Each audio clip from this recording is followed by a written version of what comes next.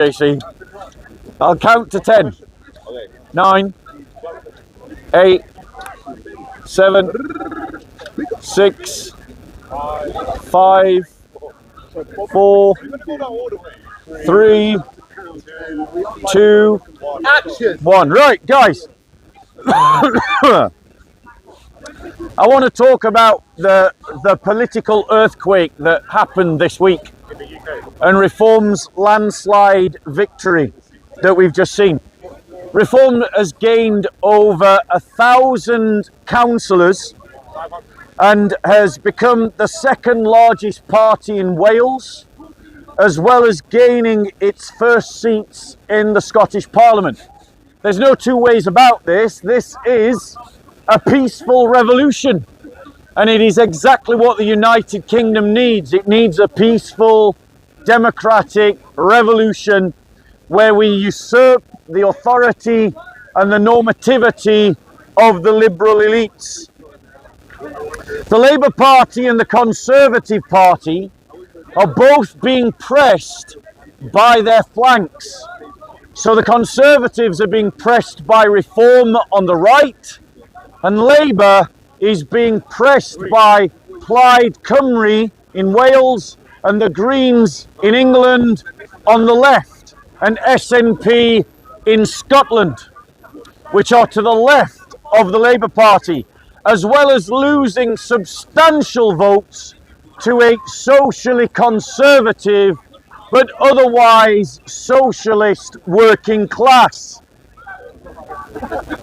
The Labour response to this defeat, ladies and gentlemen, is to just double down and to say that they want to go faster and deeper upon their progressive agenda, which just shows that the elites don't listen to the votes and haven't listened to the votes for decades, because for decades people have voted to stop illegal immigration and reduce legal immigration. But yet none of the elites of either the Conservatives or Labour have ever managed to follow on the political mandate that the people have given, because they pursue their own agenda no matter what, and that is exactly what Labour has pledged to do given their electoral defeat. Not to change course, not to listen, not to think again, but just to go faster and deeper with its progressive agenda that is destroying this country. Let's be clear. The vote for Reform was a vote about culture and about integration and about migration. It was not a vote for more progressive politics, for more transgender politics, or LGBTQ silent P politics, or for a bigger welfare state, or for deeper integration with the European Union. But the elites can't listen, and the elites won't listen. And so, ladies and gentlemen, it remains that this process of destroying the two major parties must go on faster and deeper. The surge in the Liberal Democrat vote, the Muslim Independent vote, and the Green vote show to us that the two-party system in the United Kingdom is dead, and let it rest in peace, because it no longer serves the nation. The two-party, uni-party system of this country only serves those at the top. It does not serve those at the bottom. And what we see, ladies and gentlemen, is that the fractures and the echoes of the Brexit vote split the country. Those areas that voted to remain inside the EU tended to go Green or Plaid Cymru or Scottish National Party or Liberal Democrat. Those groups, ladies and gentlemen, those areas of the country that voted Brexit are the ones that voted reform. And so we can see that the division in our country is down along between those who are unionist and those who are internationalist in their politics, ladies and gentlemen. And thus this represents to us a danger to the United Kingdom. It is not for nothing that Plaid Cymru and the Scottish National Party both won in their regional assemblies. This is an existential threat to the United Kingdom, and the unionist parties need to start finding policies that will strengthen the United Kingdom and strengthen the union of the four nations that make us up. It cannot be ignored that since devolution, the nations are drifting apart. It is also worth observing that the progressive vote, when you add it all up, is bigger than the reform vote. And that is why it is absolutely important that reform and restore unite and work together. It is absolutely important that the Conservatives recognise that they are drifting into the shadows and that they serve to help this peaceful revolution. And I say to every Conservative party, put the country before the party. The survival of the United Kingdom is more important than the survival of the Conservative Party. So step aside peacefully. Don't divide the right, ladies and gentlemen. We cannot afford division on the right, but it is of strategic importance that we stir up division on the left, that we make the left fight against itself by exposing their differences and by causing Labour to entrench itself against the left by tagging Labour and steering Labour to the right so that the left splits its vote, ladies and gentlemen. What has been demonstrated by this election cycle, ladies and gentlemen, is that the working classes of England and Wales and Scotland have flexed their muscles. They flexed their muscles and look at what it achieved. For too long, working class communities either lazily gave their votes to Labour or they didn't vote. But in this election cycle, they came out in droves. And see what it achieves, my working class brothers and sisters. Look what you do when you come out and vote. And I want to say to you that you need to keep up the pressure. You need to come up and come out and vote in every election, and especially the next general election. Because we have, to my estimation, 2 elections to save our country from being utterly destroyed by internationalist progressive politics.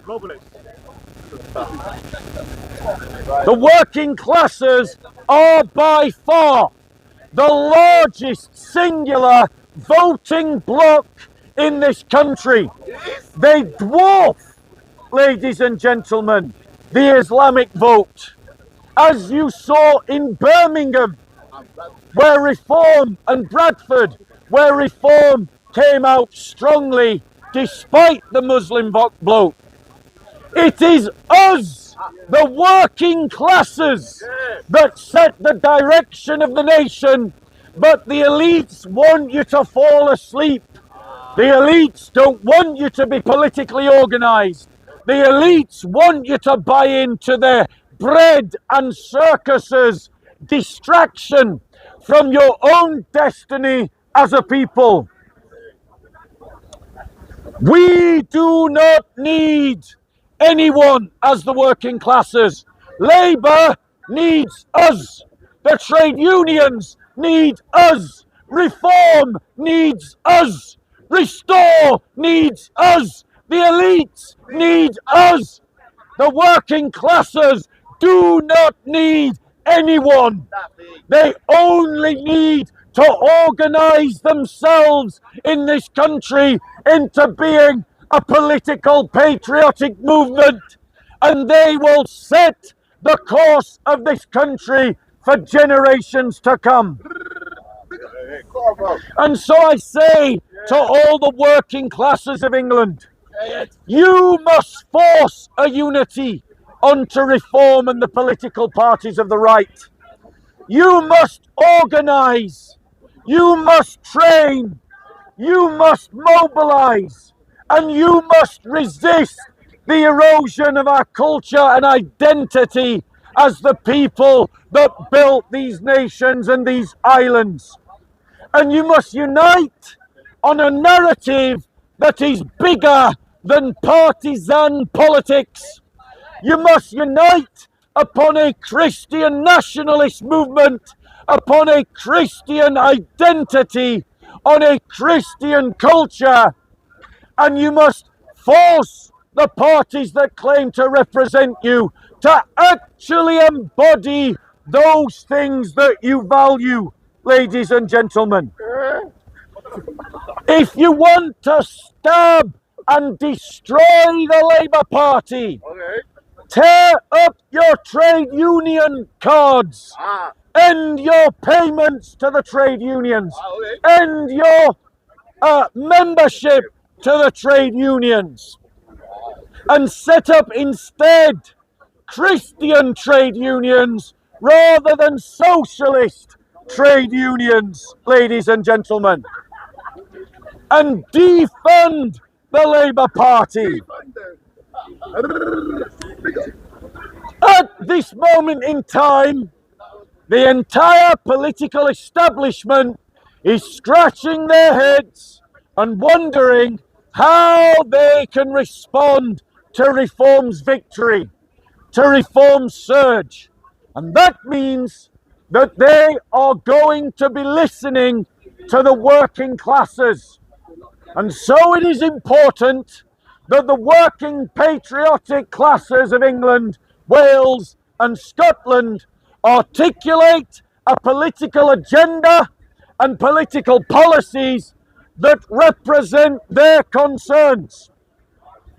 And here are some of their concerns, 10 points that we can rally around and rally behind as a political bloc.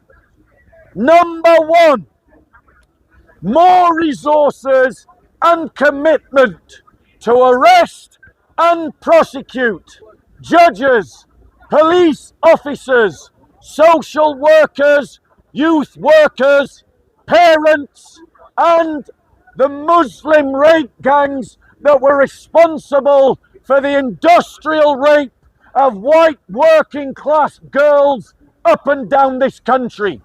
We want to see it as a moral crusade run by the state to hold everyone account for what happened to those girls mercilessly and zealously until all guilty parties find themselves in prison, and that the victims of those Muslim rape gangs are duly compensated for the failure of everyone to protect them.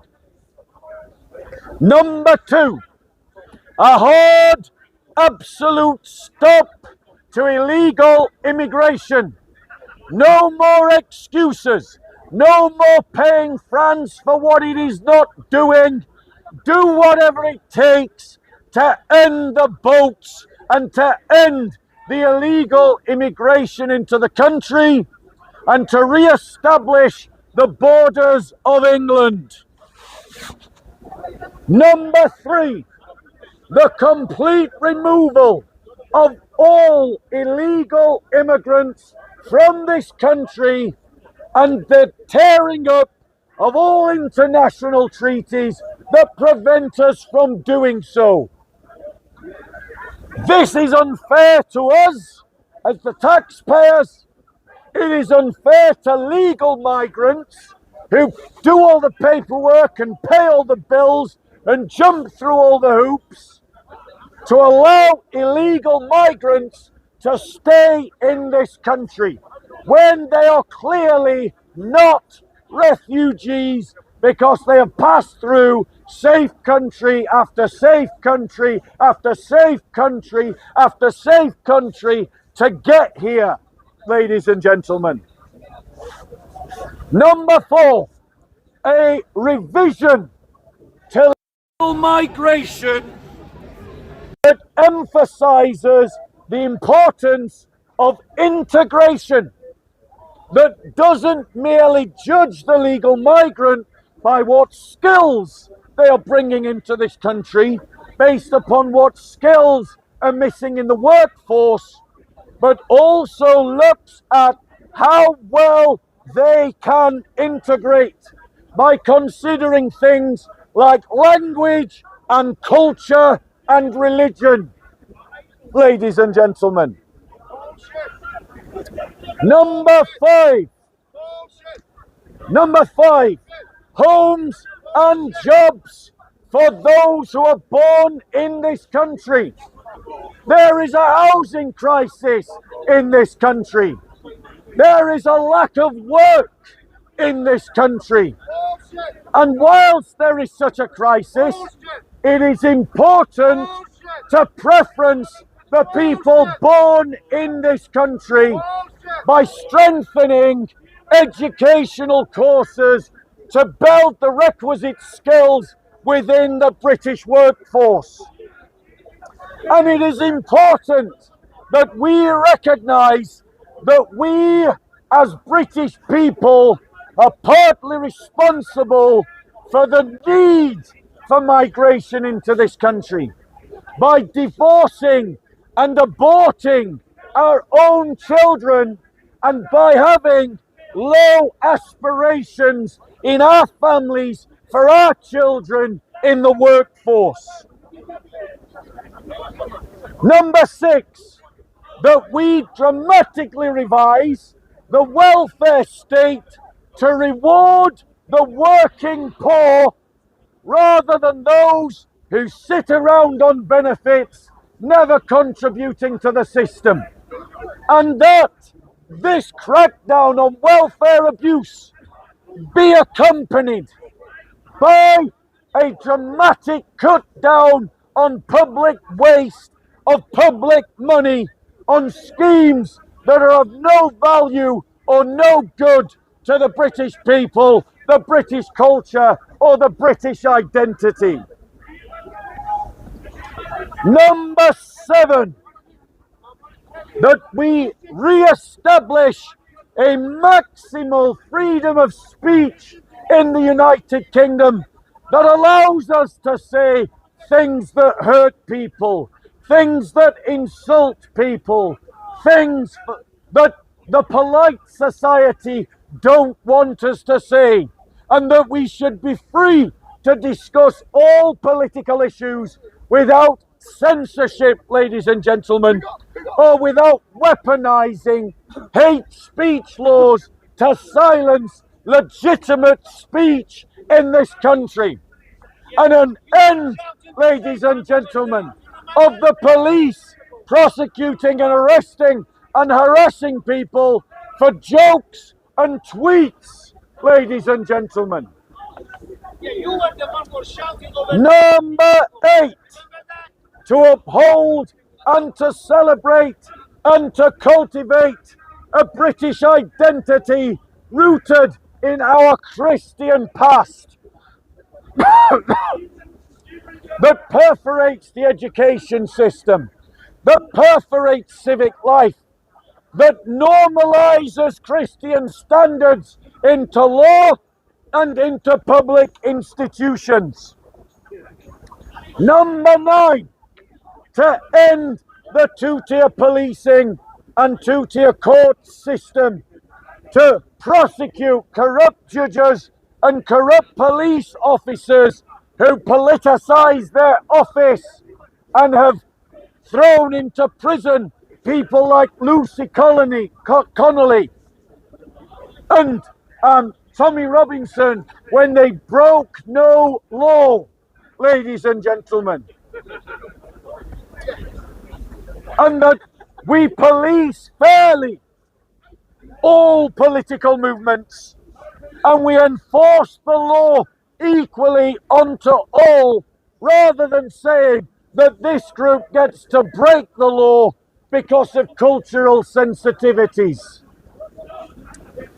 Number 10, that the establishment respects the Brexit vote and does not seek to dilute it by new treaties with the European Union, and that we immediately begin a process of the renationalisation of the state by passing such laws as making it illegal for foreign-born nationals to sit in the parliaments and councils of this country.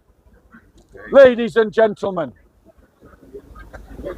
finally, I want to say to the Reform leadership, heed my words well. Many of the people that voted for you have only lent you their vote because they are waiting for Restore, and they are using you as a blocker to the Greens and the Labour Party. Do not take this vote for granted. If you want to keep this vote, we want to see you act on these issues. You promised us an inquiry about the rape gangs and you did not deliver. Nothing. Reform, we don't need you. You need us. And so it is time. This is your one opportunity. If you want to keep our vote at the general election, show to the working classes of the United Kingdom that you will fight for what they value, what they believe in. Do not take our vote for granted, because as easily as we swept you into power, we can sweep you right out of power again. That's right, Tom. Thank you. Any questions, ladies and gentlemen? Well done, Bob Sealer. Going once. So I have one question, please. Go on. Regarding the election which is coming regarding the mayor of London, the woman is sitting for reform is a Muslim woman. So will she bang the Sharia law in the UK if she wins? Ladies and gentlemen, I do not believe that the Muslim candidate for reform will be trying to push Sharia law if she is elected. If you look at her, she's clearly not a practicing Muslim. You know, just like there are many Christians in our politics who claim to be Christian and never pursue anything Christian in their political agendas, it is just as possible to have Muslims who will never pursue anything Islamic. And I believe that the Reform Muslim candidate is such a person. Any other questions, ladies and gentlemen? Who is the right person? Sorry, let someone else ask a question. Any other questions? Going once? Going twice? Going 3 times? It's your final call. Thank you very much. Ridvan, do you want to come and do your speech? 1 minute, Bob. 1 minute, 1 minute, 1 minute. Or is there a question? No. I've got 1 minute before I can. Okay, it's all right. We've got to pass over the microphones. Let me remind you. Ridvan's going to do a speech now. If you want to transfer your microphones onto Ridvan.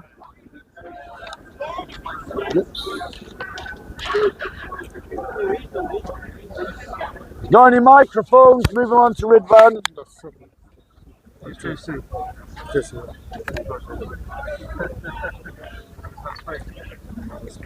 anyway, it's up to you.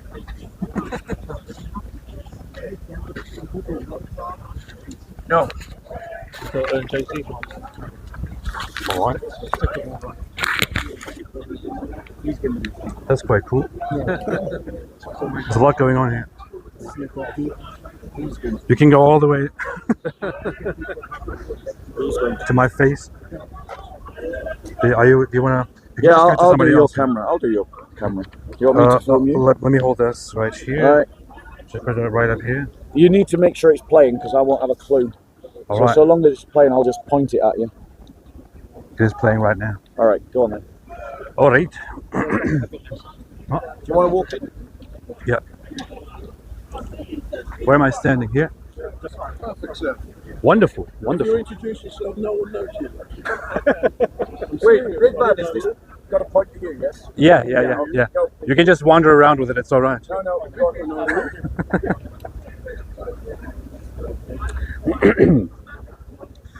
So, I can't speak as loudly as Bob does. I'll try. Who are you? Is this good enough? It's fine, it's fine. Good enough. All right. Yeah, it's Wonderful. good. The Wonderful. microphone's getting bigger. Wonderful. Wonderful. So, I go by Apostate Prophet. My real name is Ridvan Aydemir. I usually go by Apostate Prophet. Sometimes I introduce myself as that as well. But yeah, I want to talk about Islam today. He talked enough about the politics, and I think the politics are making great progress. I think there is great change coming, and the change that is coming is pointing toward light. But we need more of that. We need more light. I want to talk about Islam specifically. I think Islam is the main reason why we need these politics that Bob so wonderfully talked about and so wonderfully amplified. I am a former Muslim. I'm an ex-Muslim. Many of you know that according to Islam, my penalty for leaving Islam is death. So I've received these threats many, many times. I am doing quite well under the circumstances. I've met many other ex-Muslims who are threatened with death, who are chased by their parents, who escape death. By the way, if that happens, you can just leave it as long as it's off. It's all right. I think that people need to realize, and I think people realize that here for a very, very long time, that Islam is a darkness. Islam is a darkness that covers every place that it goes to. However, Islam is also a darkness that fears the light. It fears the light of truth. Islam may be a religion that appears very strong on the surface, that appears very strong due to its posturing, due to its tendency to appeal to hate and violence, to suppression. As many of you might remember, just a few years ago, there was this impression here that the Islamic narrative was taking over, and people were increasingly suppressed until the brave Christians came and regathered here and started becoming dominant again, which is wonderful to see. All glory to God. Underneath the shallow surface of Islam that is being presented as something very strong due to this posturing is something that is very hollow. There is really nothing underneath. It stands on very, very weak ground. It stands on sand, or on something even less than sand. The posturing and pretentiousness is because it is so weak. It is actually very easy for those who want to shed light and dispel the darkness that Islam is. All you need to do is inform yourselves a little bit about what Islam actually teaches and how it defeats itself by its own teachings. All we need to do is hold a little bit of truth, a little bit of that light of truth to it, and get rid of the darkness. This is why the defenders of Islam are so afraid of any criticism voiced at it, so much that they want to push for any prohibition of any criticism of Islam. We deal with this all the time. People say critical things about Islam or about what Muslims do in the name of Islam, and they have their freedom of speech threatened. They are being refused entry into this country, into a Christian country, because they offend Muslims, because they say things that are contrary to Islam, that are critical of Islam. So we can talk forever about what kind of a violent and hateful religion it is, what kind of moral problems it has. We can talk a lot about the pedophilic tendencies of the prophet and all of these things. We have talked about this forever. I think what is more important is that we talk about its false teachings and the truth about Islam. I want to talk about three things. One very important issue is that in a Christian nation, in a Christian environment or a post-Christian environment, Muslims always make the great effort to argue that Muslims themselves love Jesus, they also believe in Jesus, that Islam respects Jesus, that Islam respects and delivers the truth about Jesus, and people need to be aware of how exactly they can counter this. Islam teaches that Jesus was simply a prophet who was sent by Allah to deliver a message called the Injil, which is a word derived from the Greek, from Evangelion. The Injil, the gospel. Muslims can never tell you what the gospel actually is. They will say that the gospel is a text or a message that was given to Jesus, and that this message or this text is now lost. But when the people in Muhammad's own time referred to the Injil or the gospel, people at that time were almost exclusively referring to the text or the scripture that Christians had in their own hands, which the Quran also says. It says the gospel that they have in their own hands. So it is the Gospels, the fourfold Gospel, or the New Testament altogether. They say that he delivered a message, that he was, that they tried to kill him, those who rejected him, but they did not kill him, nor did they crucify him. That is what the Quran says, or that is at least the majority interpretation of what the Quran says. So Muslims deny the most basic, the most well acknowledged, the most historically attested historical fact about Jesus, that he was indeed killed, he was indeed crucified. They deny everything that happens after that. I talked to Bart Ehrman, one of the most prominent critics of Christianity, who also happens to be a scholar, and he himself admits to me that it is undeniable that Jesus was killed and crucified, and that his immediate followers believed that he was God in some sense, that his immediate followers reported that they saw him after his death and crucifixion, that they attested that he was resurrected, which drove them to believe that he is the Son of God, which drove them to believe that he is God. So Islam does try to appeal to Jesus, but then rejects everything about him. It rejects everything that happened to him. It rejects everything that he taught. It rejects everything that his disciples, those people that he chose, that his disciples and that his apostles said about him. Everything we know about what Jesus taught, we get from the earliest sources about Jesus. We get from the Apostle Paul. We get from the disciples. We get from historical records. We know what he taught. We know what he taught. We know that the things that he taught are found, as even the skeptics and critics admit, in the earliest texts of the Bible itself. We know what he taught because we know what his followers, his immediate followers in the first century believed about him. They believed that he is not merely a prophet. They believed that he is the Son of God. They believed that he is God. They believed that he was killed, that he was crucified, that he was resurrected. If Muslims claim that they believe in Jesus, that they respect Jesus, that they love Jesus, then they should at least trust and believe what those people whom Jesus trusted the most, whom Jesus appointed as his disciples, as his apostles, what they said about him. If they reject all of these things, they cannot claim to love or to respect Jesus, because they thereby disrespect Jesus himself by questioning his own choices of disciples. They thereby want to depict Jesus as a mistaken fool, which he was not. He was full of truth. He was truth. He was truth himself. He spread the truth. He spread the light. And Muslims fail to acknowledge this light. One very, very funny thing to point out, which always puzzles Muslims, is that the Quran itself says and teaches that Jesus was born of a virgin, of the Virgin Mary. Why does the narrative of the Virgin Mary exist? It exists because it is very clear he had an earthly mother and he did not have an earthly father. He was therefore the Son of God. The primary reason why this narrative exists, the primary reason why this narrative is amplified from the very beginning in Christianity, is that it points at the very clear fact that he is the only one, aside from the first humans created, who is born without an earthly father and who is thereby the Son of God. He is God himself. Muslims acknowledge that he was born of a virgin, but they have no idea why. When you ask them, they fumble. They have no idea why. They say it's a miracle. What kind of miracle is that? You ask them why Jesus is the only character in the Quran who is described as giving life to inanimate beings. This is something that in the culture, within the time, within the context, within the theological religious context, this is only reserved to God himself. Only God himself can breathe life into inanimate beings. Jesus also does it. This is something only God does. Why does he do this? Muslims will once again say, well, it's a miracle given to Jesus. What exactly is the purpose of this miracle? Why was Jesus the only person who did this?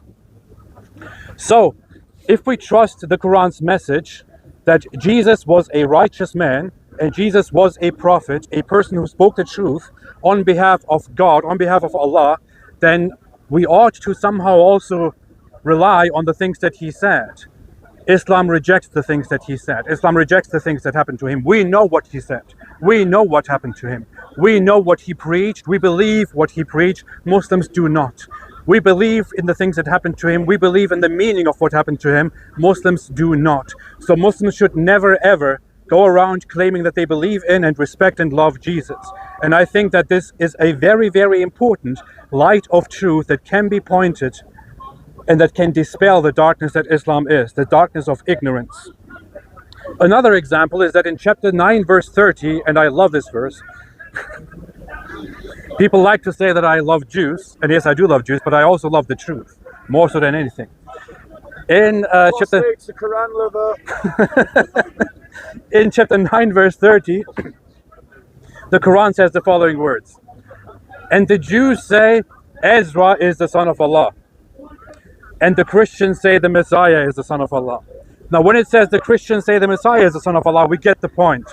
It says that Christians believe that Jesus, the Messiah, is the son of God. By the way, the Quran and Muslims don't have any idea what Messiah actually means and what the function of a Messiah is.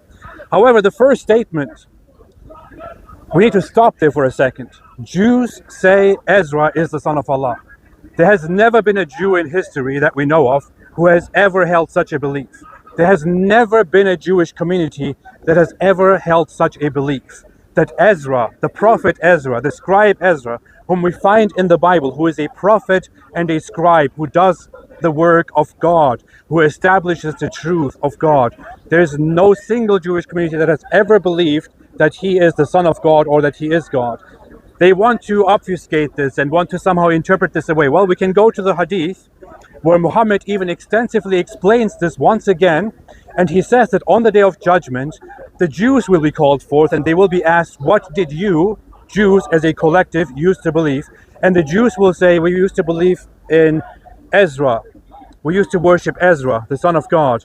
And Allah will tell them, you are liars, and will therefore send them to hell. Whereafter he will call the Christians and will say, what did you used to believe in? And the Christians will say, we used to worship Jesus, the son of Allah. And he will also say to them, you are liars, therefore go to hell. So Muhammad and the Quran clearly establishes weird belief that Jews believe in the divinity and sonship of Ezra, and nobody has any idea what the Quran is talking about. This still puzzles everyone, scholars all across the board, and Muslims as well. Some say that some people in Yemen or in Arabia actually did hold such a belief, but we have the historical records from Jews and others of what Jews in those regions believed. Nobody ever believed that Ezra is the son of God. It seems that the Jews were trolling Muhammad at the time, or somebody told something to Muhammad and he misunderstood it, and he introduced it as a revelation by the perfect, almighty, all-knowing Allah, God, in the Quran. The Quran is supposed to be perfect. It is not meant to have any mistakes.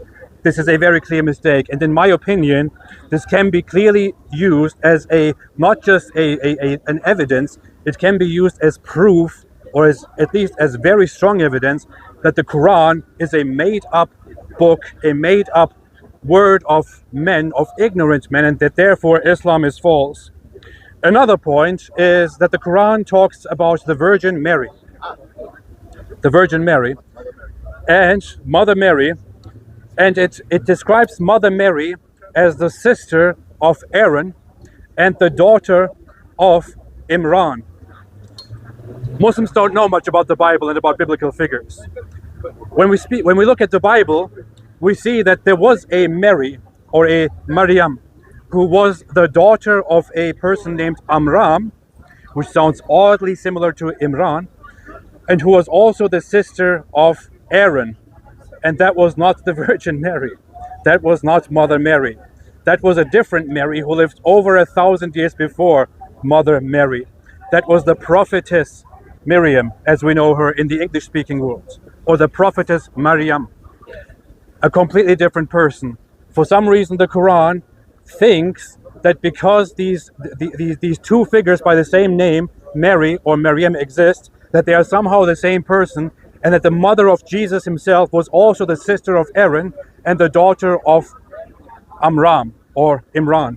This can be used as very, very clear evidence that the Quran has once again no clue what it is talking about. These are just very few examples, but very few strong examples of how shallow and of how stupid, to be honest, how ignorant, how idiotic and man-made Islam is, and what a book of man-made ignorance the Quran is. We should be able to speak about this, and we should be able to point out what kind of a false, unreliable, and nonsensical religion this is. And everybody should be equipped with these pieces of truth and with more to go out and to dispel the darkness that Islam is, and to bring the truth of light, or the light of truth, into it.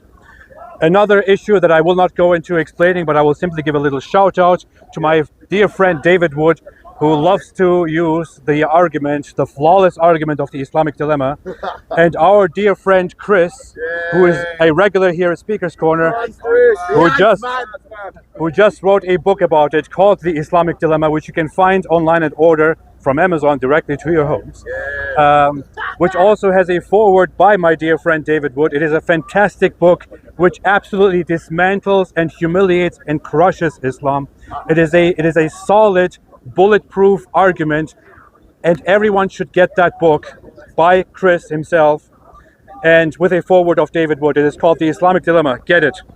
Of course, we can talk endlessly about all the other issues that Islam has, such as the sexual immoralities, the pedophilic tendencies, the violence and everything. But I think most importantly, we need to point out what a false religion, what an ignorant religion it is, and how it cannot hold up to the truth. So with all that, thank you all for listening, and shout out here to Bob, who is the major speaker here, who has given me a great inspiration. He doesn't want to take any praise, but I'll praise him anyway. Shout out to Bob here. Bob. And final words. Stay away from Islam. Thank you.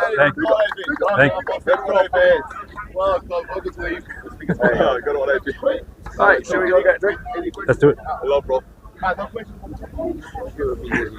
Thank you. Appreciate that. Absolutely. Thank you.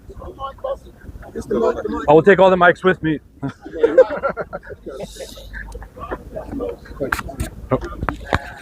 You know, when it comes to Islam, yes, they mention. I wasn't Yeah, just ignore them. They're just pompous self-right. Yeah, they annoy me. They annoy everybody. They think that they're the only. Don't bother.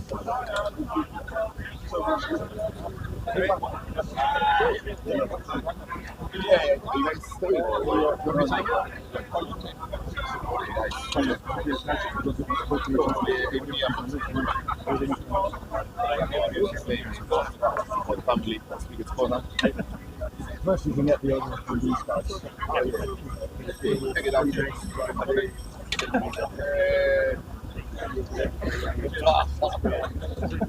Right, shall we walk? Yeah. I just want to pull by that camera. Or miss anything.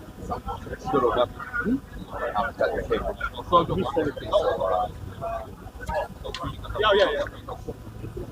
Are you coming back?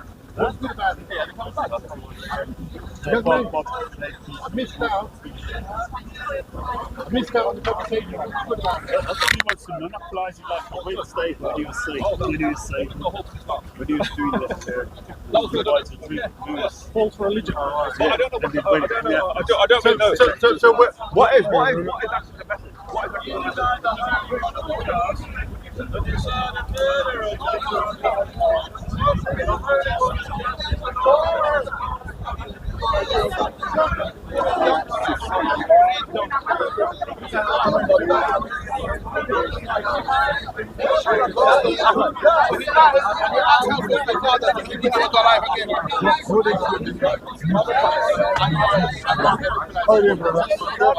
Sorry.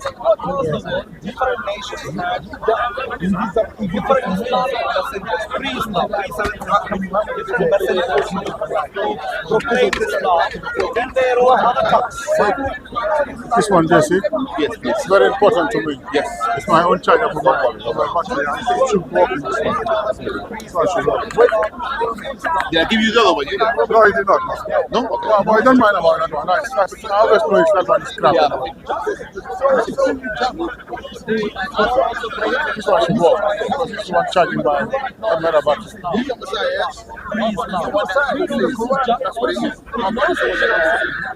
He will destroy nations because people will not receive Islam. It's working, huh? No, Islam in relation to history. We know this is just junk. Most importantly, for example, even at the origin of Islam, it claims that Mecca should have been an Islamic place of worship. The Meccans disagree. They said in Surah 2, Ayah 114, they said no Islamic Allah here. We don't do Islamic Allah here. That's why they prevented in the 7th century when Muslims claimed, the early Muslims, Muhammad and his entourage claimed, hey look, this building should belong to them, to us. They said no. That's why they were prevented entry into that building. So everything about Islam, about the Quran, not Islam, about the Quran is wrong. Science, history, logic. So, basic logical mistakes. The Quran claims just because this is good literary work, which is so historically not true, but even if you assume it is true for a moment, just because a good is a good literary work doesn't mean it has to be from God. Like as I told you, I don't have enough knowledge for that, but I think... But this particular question, you don't need knowledge of Quran. I'm asking you, just because, for example, in Turkey, Turkish. Just because, in Turkish, you have literature, Of course. Just because a literature is good literature, doesn't mean it is from God. I think so. It's not also like you're saying that there are some mistakes in it. No, I'm not talking about mistakes. Good quality literature. Like good, using good eloquent language. Yeah. Just because you speak good eloquent language doesn't mean it is from God. So it's a hard question, but It's a very easy question. it's not. It's a very easy question. But in my English level, it's not so easy to explain. I'll give you a simple example. In English, there are literatures such as Shakespeare's works. Yeah, of course. Marvelous English literature. But not knowledgeable. Yeah, I mean, just because something is good, excellent English literature, it doesn't mean it is from God. Okay, It's simple logical question. I think it's okay, but inside the meanings and the things that you said, the history and science, there are lots of also true ones, and I think all of them are true. Which of them? I gave you plenty of mistakes. Embryo, you said Yeah. which process is wrong in the embryo. According to the Quran, Quran's embryology, first of all, it gives details about embryology in a few different places, and it contradicts each other, first of all. Second of all, in one of the places, it actually says, according to Quranic embryology, the bones come first, and then flesh. This is bonkers. This is just junk. If I know it's 100%, I will tell you something, but I don't know it. So, I'm telling you. Yeah. So you don't know, but I'm telling you. But the point is, I can show you if you like. For now, the point is, Quran's embryology is just junk. It's just junk. I need to make a research about Sure, it. sure. So, You need to. I need to check some research, like the sources. So if I convince about them, it will be fine. But in my research level, I'm not so high of it. So I think it's correct, but I need to make a research about it. No, no, don't know. Yeah, of When course. you don't know, Yeah, you can neither say it is right nor wrong. Yeah, it's Can I show you what it says? yeah. And let's go through it. Yeah.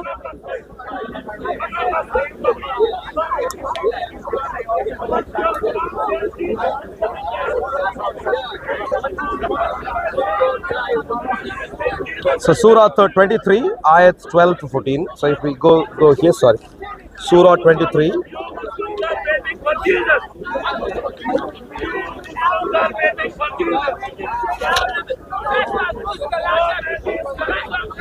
Uh, 12, do you see that? Ayat 12 to 14, Surah 23. And certainly we did create man from an extract of Okay, clay. so everybody knows 13 is the first one that easily knows. Sure. Then we placed him as a sperm drop in a firm lodging. Then we made the sperm drop into a clinging clot. So it claims sperm, when it fertilizes, becomes a blood clot. Is that true? I have no idea about it. Okay, I can show you human embryology. Blood, when blood comes out, if I have a cut, if blood comes out, it solidifies. It's dry, yeah. Dries, yeah.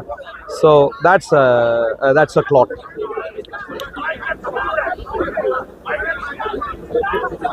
So that's human embryology development. Yes. Fertilized egg, two cell. When it fertilizes, it forms what is called a zygote. Yeah. And then it divides one cell, Yeah. divides into two cells. Two cells divide into 4, and then 8, and so on. And then you have fetus like that Yeah. in 5 weeks. Okay. And then, do you see a stage where it's a blood clot? Is there a blood clot phase? As an explanation, no. No, there's no blood clot. anyone who thinks sperm and ovum come together to form a blood clot doesn't have a clue. He doesn't have a clue about embryology. But this could very well be from a person who clearly doesn't understand science, who is maybe looking at things that he observes externally. Of course, when it comes to reproductive organs, Yeah. we have, women have, the menstruation, and the time when blood comes out. So clearly he is thinking, oh, maybe this has something to do with blood and so on. So people can make mistakes when they don't know science. That's the kind of mistake we're dealing with here. So what does it say? Sperm in a firm lodging, and it says sperm drop into a clinging clot, blood clot. Okay. Wrong. And then it goes on. And we made a clot into a lump, meaning lump of flesh. And we made the lump bones, and we covered the bones with flesh. So according to this, it says first bones are formed, according to the Quran. First bones are formed, and then flesh, like the flesh is formed around the bones. It's almost like, you think, if I am making you like a statue, Yeah. and of course what is internal to you are your bones, structural. So maybe I make your bones first, and that's what I would do if I'm doing you like that. But that's not how embryos are formed. So this is a basic mistake. Except clearly need to check if it is true. So we can imagine how in the 7th century Arabia, people did not take the trouble to check. And they thought, hey, look, this is marvelous science. You see what I'm saying? Yeah, I understand. So that's a mistake in science. It is not just this. Like I said earlier, As you said, I cannot say it's right, and I can say it's wrong. So I need to check it by myself and make a research about it. please. And So this is where I showed you both embryonic So, development. like, yeah, you're right. Like if I need to make a comment on this section, I need to study on the biology. So it's Sure, not sure. so easy because it says some details. But Maybe please in study. In that part, there's about something about the blood. Please do study. Yeah, of course. What I'm showing you here is popular science. When I say Yeah, of popular course. science, what I Without mean learning, we will- is you study this in schooling Yeah, of here, course, but it's secondary not in school the and so on. details, yeah. It's not easy, and you might have forgotten. You might have studied a long time ago. Now you've forgotten. Previously. But when you go home, Yeah. please study this in detail. I'm sure. showing you, and I'm telling you this is wrong Of course, we will check. based on my study. So please study. So what did I say? Science mistakes. Yeah. Basic mistakes. Is there a setting place of sun in the world anywhere? If I need to go to the setting place of the sun, where do I go in the world? The setting Is there a particular place where the sun sets? If I showed you Google Maps, Yeah. will you be able to tell me where the sun sets? It's according to Earth's motion. Yeah, according to motion. But if I showed you, so this is of course the UK map of UK. But if I ask you, please, can you help me understand where does the sun set? Is there a particular place you can point out to? It's on the specific position. It will be west and Yeah, I mean, yeah, it's just directions. There's no place. But Surah 18 actually describes way, and he arrived at this setting place of the sun. Near that there was a village, and he had an interaction there. And then he left that place, went the other way, and arrived at the setting place of rising place of the sun, near which apparently there is a village. So according to the Quran, these are two specific villages by which there are rising and setting places of sun. Yeah. This is just junk. People maybe it was about like a hidden something about literature. And see- it's sometimes it's not. It's saying something, but it's not actually saying. You this. see the problem with this? The problem with this is across the Islamic world, you think the Quran is from God because of science. So in other words, you are depending on the scientific claims. But the scientific claims suddenly, now we have to say, well, they're not scientific, they are maybe poetry. You see what I'm saying? Yeah. Except in this case, it is meant to be literal because it is describing events. Dhul-Qarnayn goes to a place, he sees it set in a setting place near which there was a village, a specific village. And then he goes the other way and goes to the rising place near which there was a particular village. So this is a historical event according to the Quran. Yeah. You see, so these are specific literal places. Yeah. So the Quran makes fundamental mistakes. And so I'd like to comment to you that the Quran could not be from God. Could not be from God. Whoever produced the Quran is not just not God, but is also someone who doesn't even know basic science, Okay, so if- basic history. Yeah, of course. But if you are living in the 6th century, how you can just randomly just how can I say explain the process of embryo? It's correct or not? Like you are sitting in the 6th century and just sitting in the the garden, and you will say, let's write something about the embryo process, or just let's say the universe is expanding, and it's correct about as a real science. No. It's The also Quran expanding, doesn't. yeah. No. Let's stick to embryology. Please make note. Yeah, no, I don't know about the You know what the details Quran says? The Quran speaks about sperm. Yeah. The Quran speaks about, it says fluid. It doesn't know about ovum. Yeah. It says fluid. These are things that human beings could see. Yeah, of course, When it comes to physical intimacy, people can see some of these details. Yeah. And so you don't need a 6th century person with some intelligent brain to talk about this. Any human being would have observed some basic details. Blood somehow related to blood somehow, and then the fact that we have bones, the fact that we have flesh, that doesn't take any much intelligence, except the fact that he makes tremendous mistakes tell us he is not even capable of a simple conversation, simple scientific claim. But this is a fellow who doesn't understand basic science. You understand what I'm saying? Yeah, I understand. So the Quran could not be from God. Talk about history. The Quran's history, claims of history, is just bonkers. It is wrong. Junk. Did Turkey have an Islamic messenger pre-Islam in Turkish language? No, we didn't have it. No. The Quran claims across the world, all people in their native tongues received an Islamic messenger. It's junk. Yeah, we have actually, but not on the Ottoman Empire. In the history, Islam. Pre-Islam. Pre-Islam. The Quran's claim is all nations across the world in their mother tongues received an Islamic messenger. What does it And say? the Quran claims across the world, every nation has its appointed time, and at its appointed It says time, every nation has their own prophets. Like every nation, exactly. I don't know where this says. Oh, this is the fundamental tenet in Islam. No, in my country, it's not actually. Yeah, well, it's there in the Quran. I can show you where it is. Surah Al-An'am. Have you read Surah Al-An'am? Surah Al-An'am speaks about this.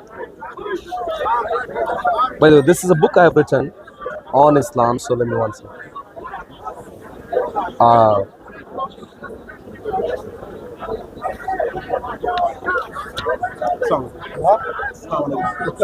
What's the topic? Huh? What is it? The topic is the mistakes in the Quran. It's not the word of God, it says. And what is the word of God? The Quran is not the word of God. What is? He says all things that he's saying, that is, everything is like junk. Like you say, embryo process is not correct. Everything is junk. What? Science, theology, science is not correct, also, he says. Science is not correct. Yeah, it's not Quran, it's not saying the science. It's mistakes, he says. But science do not agree in the miraculous birth of Jesus. Yeah, he says. Yeah, but science don't agree with that. Most science will tell you Jesus does not have a miraculous birth. Science will not agree in the resurrection Please of listen Jesus. to me. This guy, Exactly. So what happens to guy- science then? Most guy- scientists are atheists. Yeah, So science doesn't prove that the Quran been wrong. yeah. I think so. Saying The Quran proves science wrong. Yes, Adam, please Exactly. listen. Please listen. The gentleman standing next to you is utterly clueless. He comes here every week. He has been here for many years. Yet he can't make sense. I'll demonstrate that to you. I think every idea is one one. second. I'll clarify, because he thinks he has made an intelligent point, but he hasn't. I'll clarify what that is. He said, when I presented details about embryology and said the Quran's embryology is junk, I gave you contra evidence that contradicts. Now you said you'll go home and check. It No, needs to be checked. So you must be studying on the biology. absolutely. You need to. That is why I didn't force that upon you. I said I've shown you. When you go home, you can check. But what did the gentleman? What did the gentleman say? Science doesn't judge the Bible. What did the gentleman say? Science don't. What did the gentleman say? The revelation What did the judges gentleman say? science. What did the gentleman say? The gentleman, if science contradicts what some book is claiming, if science contradicts, clearly that book is wrong. No, science is wrong. Science contradicts I'm the sp- miraculous speaking- birth of Jesus. Adam, please. Science contradicts the resurrection Adam, I'm of speaking. Jesus. Please, could I? So then science Adam, right Adam, I'm speaking to you. Science don't believe in it. Please, Adam, please, I'm speaking to you. Please focus on me. But it's a group Here conversation. is where It's a group I'm speaking to conversation. you. Here is where, please pay attention right now. There is nothing in science that contradicts a virgin birth of Jesus. Nothing. What in science? Is there a law that says virgin birth God can't achieve? Is there any such It's law? not scientific. Scientific law? It's not scientific. It's like- not scientific. It's like a miracle of God. Exactly. Exactly. God It's not can. scientific. Which God- scientist agrees with it? There is a difference between saying God can perform miracles. Of course, yeah. God And can also perform. via the prophets. they Sure. can. God can perform miracles. We both agree. Yeah. Both of us agree. I agree. God can perform miracles. But God can't get basic scientific details wrong. God don't deal with You science. hear what I'm saying? God don't You deal know, with let's human put it this way. science. You have two hands. Yeah. Yeah. You have two hands. Yeah. Now, it is true that Which of God. us are- which science? Now, To please- be specific. Which Please, science are we please. talking about? It is true that God can suddenly give you, there's nothing preventing, if He wanted to give you one more hand, for example. God can do it. Yeah, Yeah. he can do it, but Once He can do it, yeah. yeah. But God can give you an additional hand right now, which would be clearly a miracle. Yeah. But God can't come here and say you only have one hand. He can't do that. Yeah, but that analogy Because is flawed. hear what I'm Because saying? nowhere in history God God cannot. give a man free hands. know what? So his analogy is flawed. Adam, It's a I'm flawed focusing analogy. on you, please focus on Yeah, it. but it's flawed. This gentleman, It's false. this gentleman, The analogy is false. utterly clueless. God never give has been anybody here three for hands. many- Are you a Hindu? So to you, Are you a Hindu? very simply, So three hands God for Hinduism. performing. You cannot impose Hinduism on a Muslim. Adam, if you're going to be distracted, I'll move away. Then you can I'll go. move. So You can go if you want. Would you like to have a We have conversation? Sure. You can go. All Yeah, right, yeah, okay. you can go. When you go home, please find out. If God wanted to give you three So this is the problem we have. Basic science, terrible mistakes. Basic science. God never give anybody free hands. Like Hinduism. God can perform miracles, but God can't make mistakes. It's basic science. Basic, simple to understand information. Human science. God, when you go home, please remember just two statements. God can perform miracles. God cannot make mistakes. Two very simple statements. So, my dear friends, oh yes, sir. In the 21st century, we have a choice to make. Even at Speaker's Corner, there are people advancing this weird, useless claim that the Quran is from a supernatural source. This is what people are claiming at Speaker's Corner. Don't shout. Sorry, apologize. Sorry. You must apologize. I'm sorry. And if you, Yes, sorry. while, Sorry, yeah, I apologize. whilst apologizing, if you please move away, that'll be lovely. So, at the same time, my dear friends, come to the Bible. The Bible is a marvelous literature. Hello, my dear COVID friends. Both of you, the Bible is marvelous literature. The Bible, one can clearly see, is from God. Very simple, very straightforward. How do we understand the historical claims made in the Bible? If you don't touch me, I didn't touch you. do you think you have encroached into my personal space? You want me to move back? Would you like me? It's not my liking, it's basic sense. It's not. Do you want me to move back? Listen carefully. Yes, It's I'm not listening. my liking. I'm listening to him. I'm listening to him. It's not my liking, it's basic sense. Okay. If you have sense, if you can, there's plenty of space there. All right, okay. Go Here- stand by, no, plenty of space. If you give me some personal space, when there is plenty of I won't be space, able to hear what you're saying. not interested. So if you stay there, don't come near me. When there is plenty of space, I don't feel the need why Abdullah needs a Al-Zud service near me. Hello, man. Love it. So, my dear friends, we have ideologies clashing in front of us as we see. The ideology of jihad, the ideology of pedophilic sex slavery, the ideology of hate, genocide, the ideology of death and destruction is clashing the worldview of life as we speak, my dear friends, even in our nation. So you are here, sir. You're wearing. Please come here. I can't believe it, man. I can't So, believe it. Give him a chance. Give him a chance. Lovely to see you. Lovely to see you. Good that you're here. Shalom. Shalom, shalom. Lovely to see you here. Lovely to see you. How come? Okay. I tried speaking to you many times, and you keep waffling on. Right, have a good conversation. Have a good conversation. Happy? Yeah. Happy. And then today, I'm not even trying to talk to you, and you're approaching me, man. From what I understand, I am stood here. You came to me. I In didn't come English, to you, man. in English, we say that we I didn't come describe to you, that as you approaching me, but that's fine. Let's stay focused right I now. was heading towards your direction, but I Yeah, didn't come that's to you. what we say. You approach me. That's how we describe that. wasn't So approaching English, it's basic. Don't worry. You look confused. You're waffling. I'm not Don't worry. confused. But let's stay focused right I'm now. confusing you Let's about how I came to Let's talk about something. let's stay focused right now. The Quran. You are a Muslim. Inshallah. Alhamdulillah. Yeah. You are a Muslim. You represent the Quran. You represent the Quran. I am a Christian. Yeah.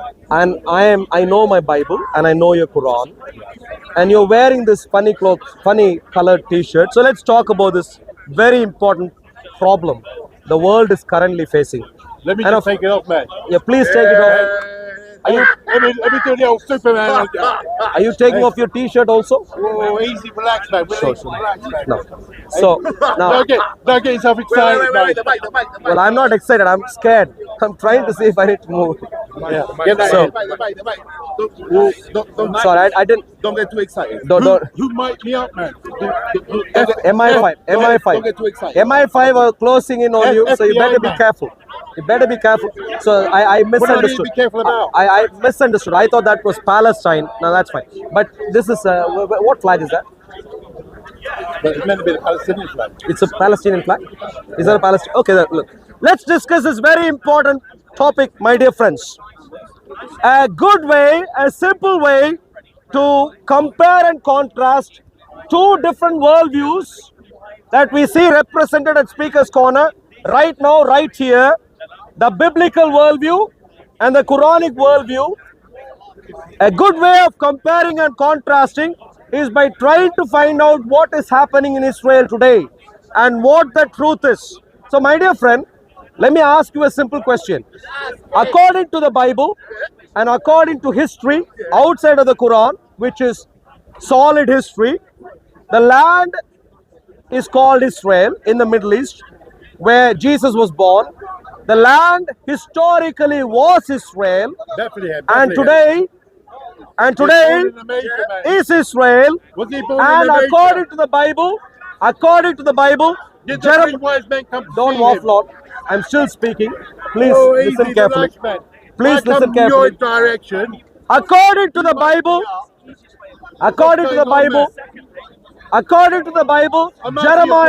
Jeremiah chapter 33 will continue to be Israel until the end.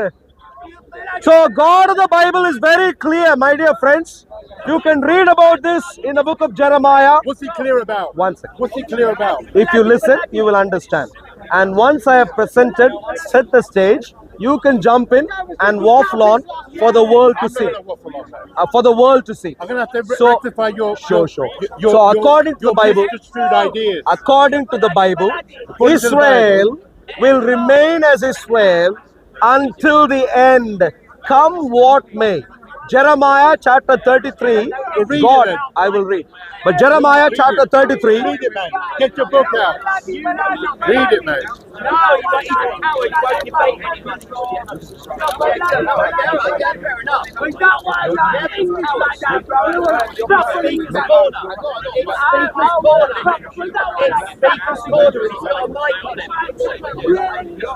Jeremiah 33.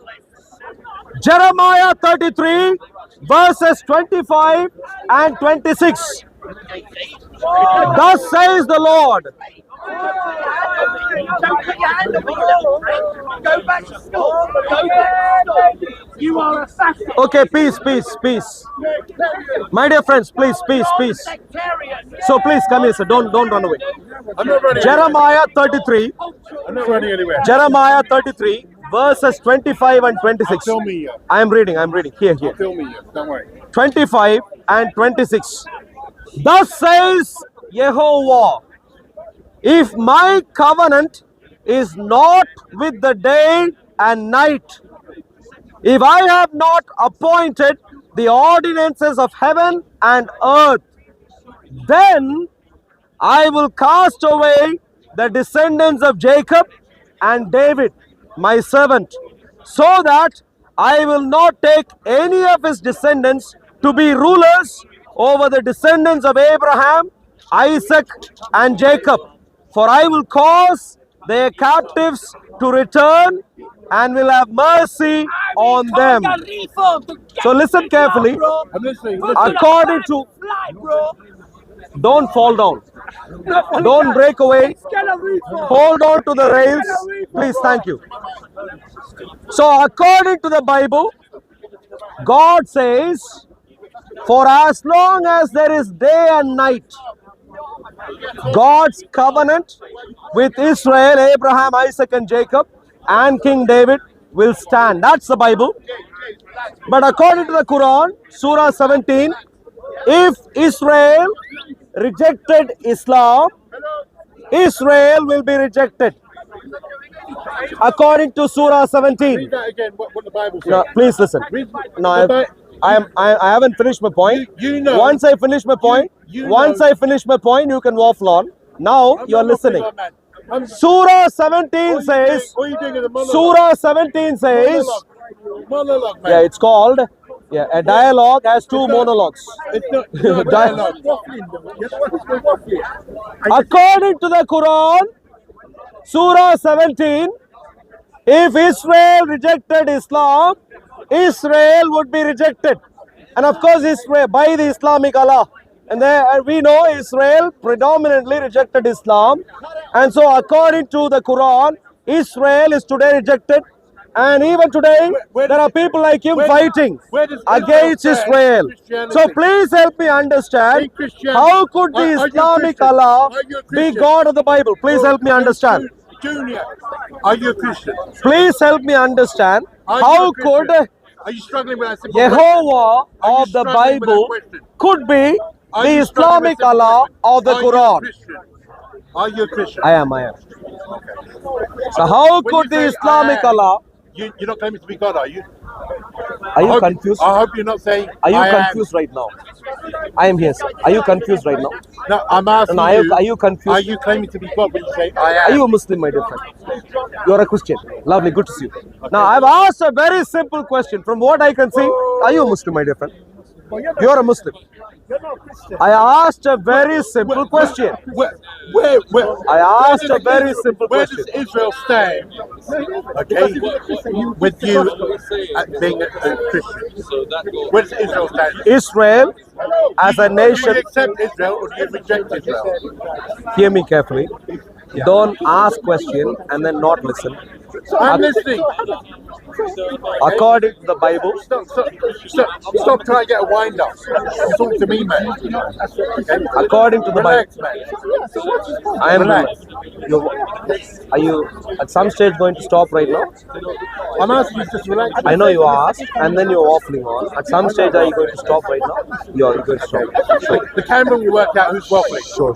Okay? So, It'll work out according to whether the Bible- I'm waffling or whether you're waffling. According to the The Bible, audience will work out who's waffling. according to the Bible, According to the Bible, Israel- where do you stand as a Christian? I am standing at Speaker's Corner right now, I know that. and I according know that. to the Bible, Israel is God's beloved until the end, come what may. And if I could read again, if my covenant, What does Israel say about your could Lord I Jesus Christ? respond to your question? What does Israel say about Could I? your Lord Jesus You Christ? asked me a question. Now you're What waffling. You does asked me. Israel say about your Lord The question Jesus I Christ? asked was simple. If you did not know an answer, you could have My just question- said you don't have an answer. My question is very simple. Instead, you're My just question is very waffling. simple. Is the Islamic Allah same as the Yehovah of the Bible when clearly they are polar Why are you opposites? struggling? According to Yehovah, Why are you for running as over long there? as he has a Why are you covenant running? with day and night, Where does Israel will stand. with Christianity? According to the Islamic Where Allah, does Israel stand with Christianity? according to the Islamic Allah, Where does Israel would have been stand with rejected, Christianity? when Israel rejected Is the question Islam. too hard for you? Surah 17, Surah Do 5, you know what Israel Ayat is? 64. Do you know Israel the person? And do you know Israel the country? So the question Do you know right that now, they're different Israel? the question right now to you is very simple. My How question is very can you simple. ever claim Where that the does Islamic Israel, Allah the country, is the same stand as Yehovah? with you as a Christian? So you clear your rulers, please. If you don't waste someone else's time, please. I'm not wasting. Is there any other you're Muslim? wasting You, my sir, time, you man. brought him today. You're You wasting brought my him today. time. And he- Simple question. Don't give up on him. Yeah. You see, your friend is saying, I need to increase the medication. All you're right doing now. is running away. No, he says, your friend says, You need to increase your medication. I need to increase his medication. Yeah. Don't worry. I need to increase it. Yeah, Don't sure. worry. Relax. So, man. thank Relax. you much. So, the challenge, my dear friends, is this. What was a challenge? The God bless. Islamic Allah, May God guide us all closer to the truth, man. yeah, which is what I was trying. Amen. I was trying to see I know my best, you was trying, but clearly, but you can't clearly, answer a in your simple case, question. it isn't going to happen anytime soon, from Simple what I can question. see. So we need to move on now. It's just All right, now, one sentence. thank you. Say, please, God, thank one sentence. you very much. Israel, Thank you. God's blessings. Thank you. When do they say? Let's Why try you it. running? Sure. I'm walking right now. After a certain degree, you need to keep away from Yes. Step away from anyone from the mafia ringleaders. Sorry, my dear friends. Anyone from the Islamic mafia here, ringleaders? You're not a Muslim, sir. You're not a Muslim, are you? Only Jesus Christ said, I am of the Anyone from the Islamic mafia here? Anyone? Mafia ringleaders? Anyone? You're not from Islam. Islamic mafia ringleaders? Anyone? Or maybe I need to go somewhere else to find something. We are on the receiving end. It's horrible. That was when you speak of this.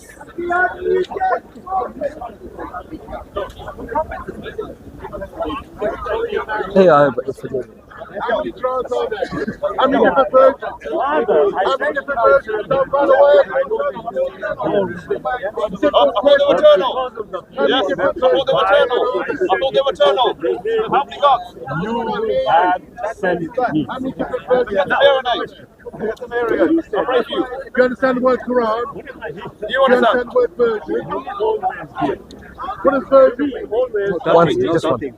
Lovely to see you. Oh, how are you? Are you Yeah, okay? by God's grace. Yeah. When do we debate? Not next Sunday, Sunday after. But today. No, not today. Why not? Help you I'm understand. busy. You're busy. I'm busy here and then I've got another one. And if I've got time, I'll come. You're just here, aren't you? We I- go at 5. You go. Yeah. Okay. Okay. Please what come. you want to do, I will. Yeah, we need to debate to debunk No, Islam. I discuss. Not Debate, I know. debunk Islam, I get rid of discuss. Islam from our nation. We Oh, need you're to. entitled to your opinion. But it's No, okay. yeah, so Can we I need to carry get on with that soon. So please, if you come back to me sometime soon, that'll be lovely. In your case, yes. So, any Islamic mafia ringleaders? Any Islamic mafia ringleaders here? Oh, smile to banana.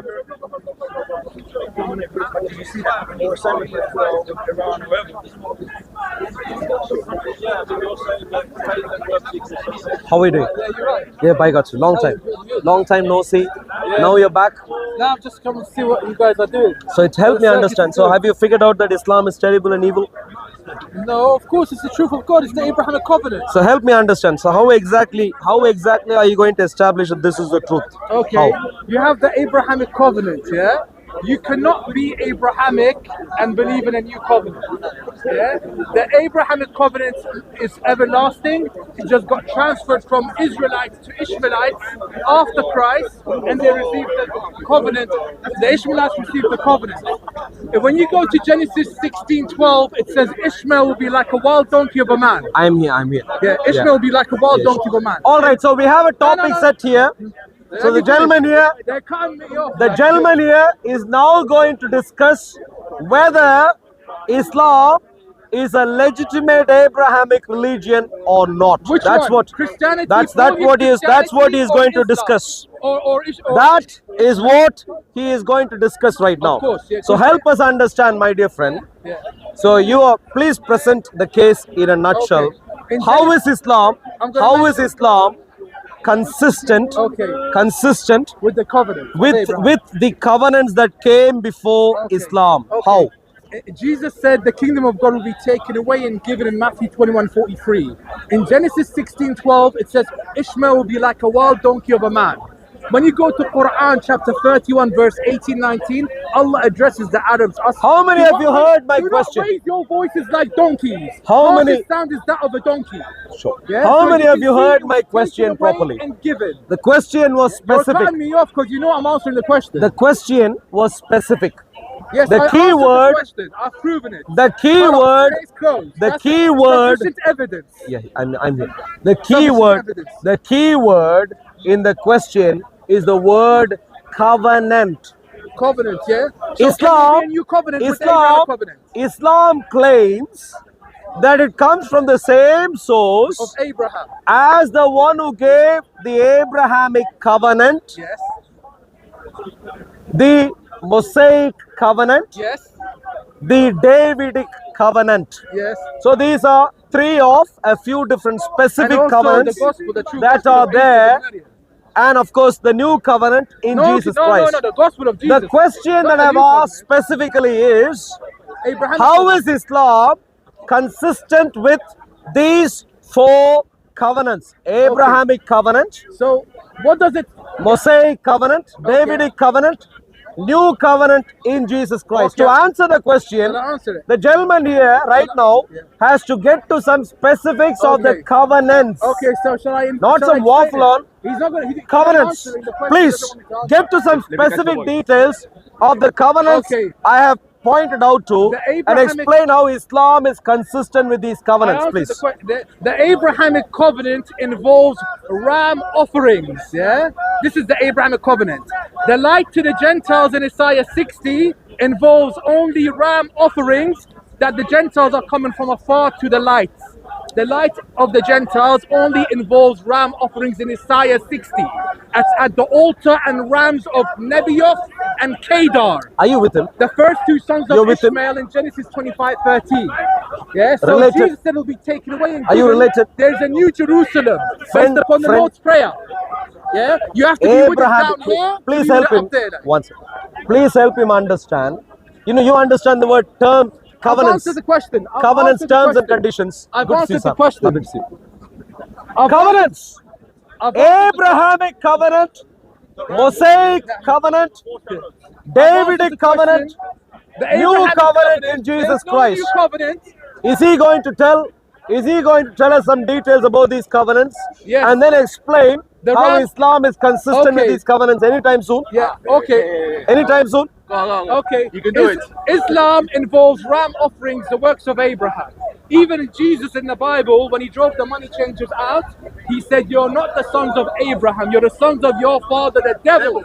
If you're the sons of Abraham, you'd be doing the works of Abraham. Contrary to the works of Abraham is the works of the devil. Anytime when you're soon, saying new covenant, are we going when to you're saying hear what- some when you're saying details Christ, about the covenants? Christ, wash yourselves with the blood of Christ. This is Antichrist. We are wasting our time right now, aren't we? Abraham is Anytime he's soon, monotheism. are we going to hear He revived monotheism, Tawheed. anytime soon, my dear friend? Are you related to him? Don't be related to him.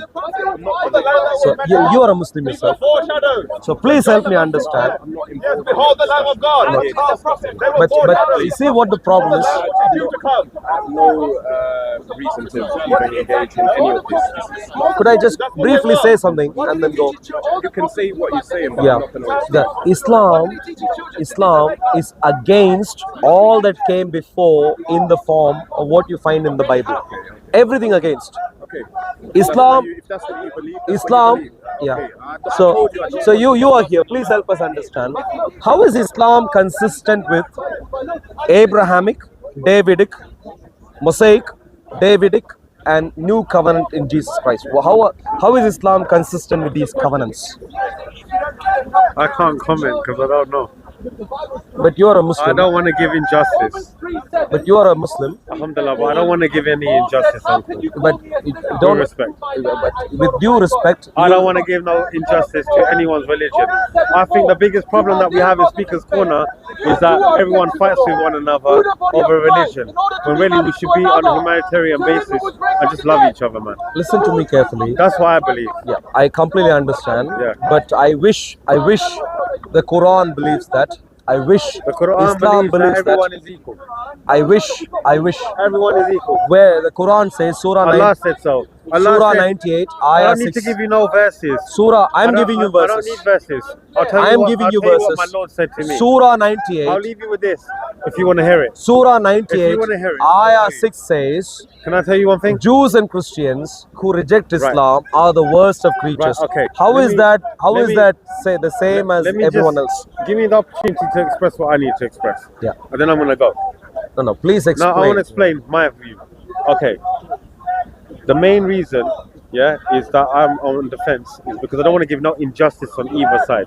That's the first thing. So- Secondly, alhamdulillah, as Muslims we know that Allah subhanahu wa ta'ala has said himself that I created all of insan. I've created all human beings. So for me as a Muslim in my community, in my society, in my country, Britain, where I'm born here, I respect all religions and every single person I come across on earth. Yeah. I have no problem with your Christianity. I have no problem with a Jew. I have no problem with a Hindu.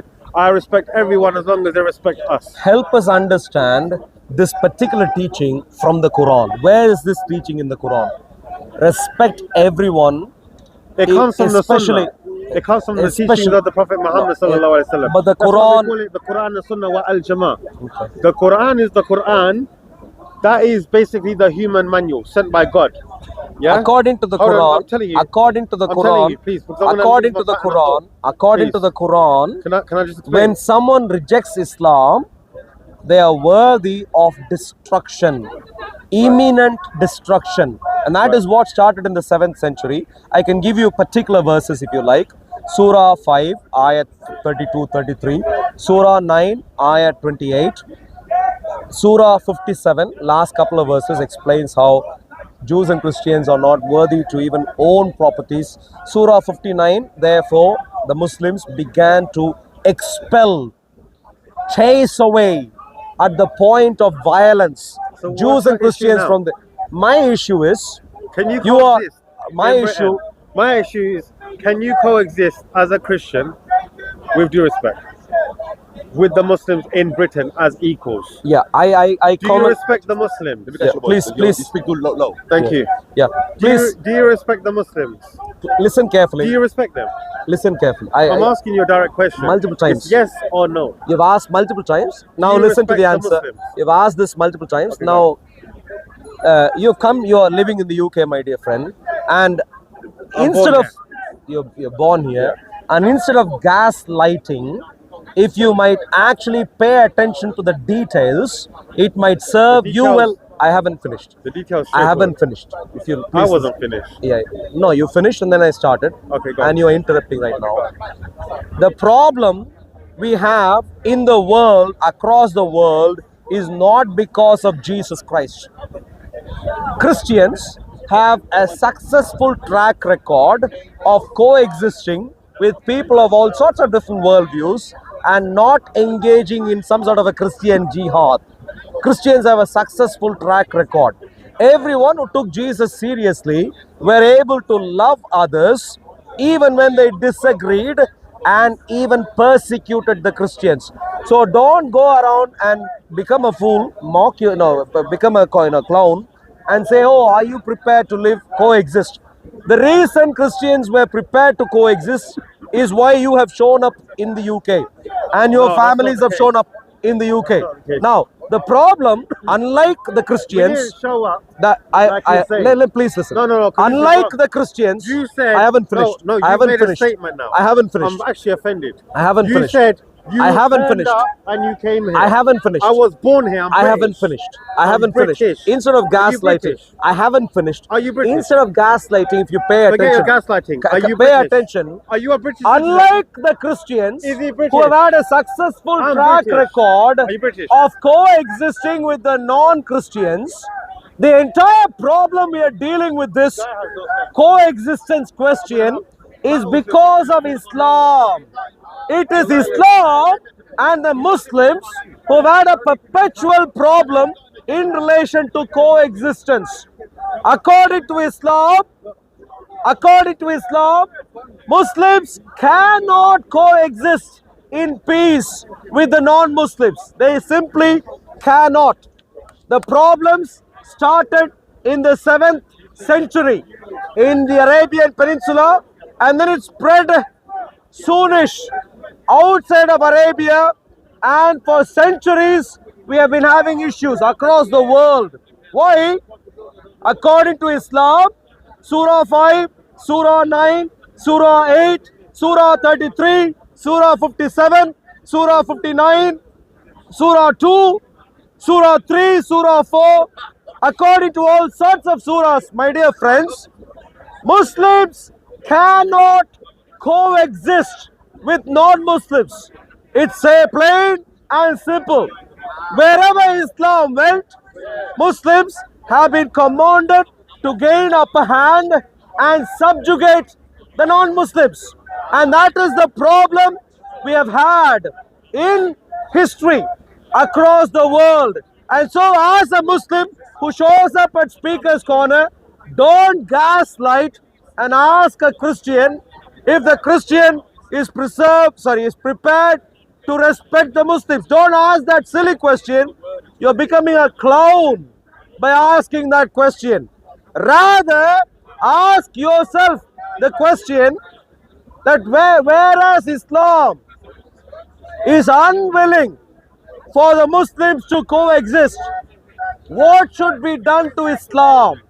That should be the question that we need to be asking right now, my dear friends. And the gentleman here, who is part of the mafia ring, he shows up here and he does not want to answer the question because he knows when he begins to engage with Islam, Islam will show up itself as an evil religion. You're Muslims, my dear friends. You're a Muslim. You're agnostic. How about you? Are you Muslim? You're an agnostic. So where are you from? The world. The world. The citizen of the world. The citizen of the world. So you are an agnostic. So you clearly understand. You clearly understand that Muhammad is a false I haven't message. got an opinion on this. You got it. So the Quran, I genuinely think, could not be from God. The Quran, Muhammad cannot be a messenger. Okay. Muhammad, for multiple reasons, and the Quran cannot be from God for multiple reasons. In contrast, the Bible is clearly a product of the Creator God. That's my point. And I would like for us all to be clear on this because this is an important conclusion. Have you read the Quran in your life? I have. Yeah. Are you from a Muslim family? That's irrelevant. So clearly the mafia dawah training is changing. Mafia? Yeah. You know the Islam is a mafia. Is it? Of course. You're not familiar with this? Why is it a mafia? Are you familiar with the fact that Islam is a mafia? Please come in. How many of you are not familiar with the idea that Islam is a mafia? Say again. Not Godfather, not that good. This is even worse. Terrible. Terrible mafia. Okay, I'll help you understand. What is the mafia? The mafia is a crime network. Crime network. The word corresponds to an Italian crime network. Would you listen right now? So it's a crime network that wants to take away properties from others, even employing violence. And to do this, the network has many mafia members. Some of them are ringleaders, listening to me. They want to take away properties from others. They engage in criminality in the process to do this. And they have a huge network of people.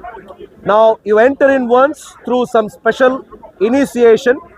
But once you've entered in, you can't leave. If you leave, you will be shot dead in some way, shape or form. That's a mafia. And that's exactly what Islam is. In Islam,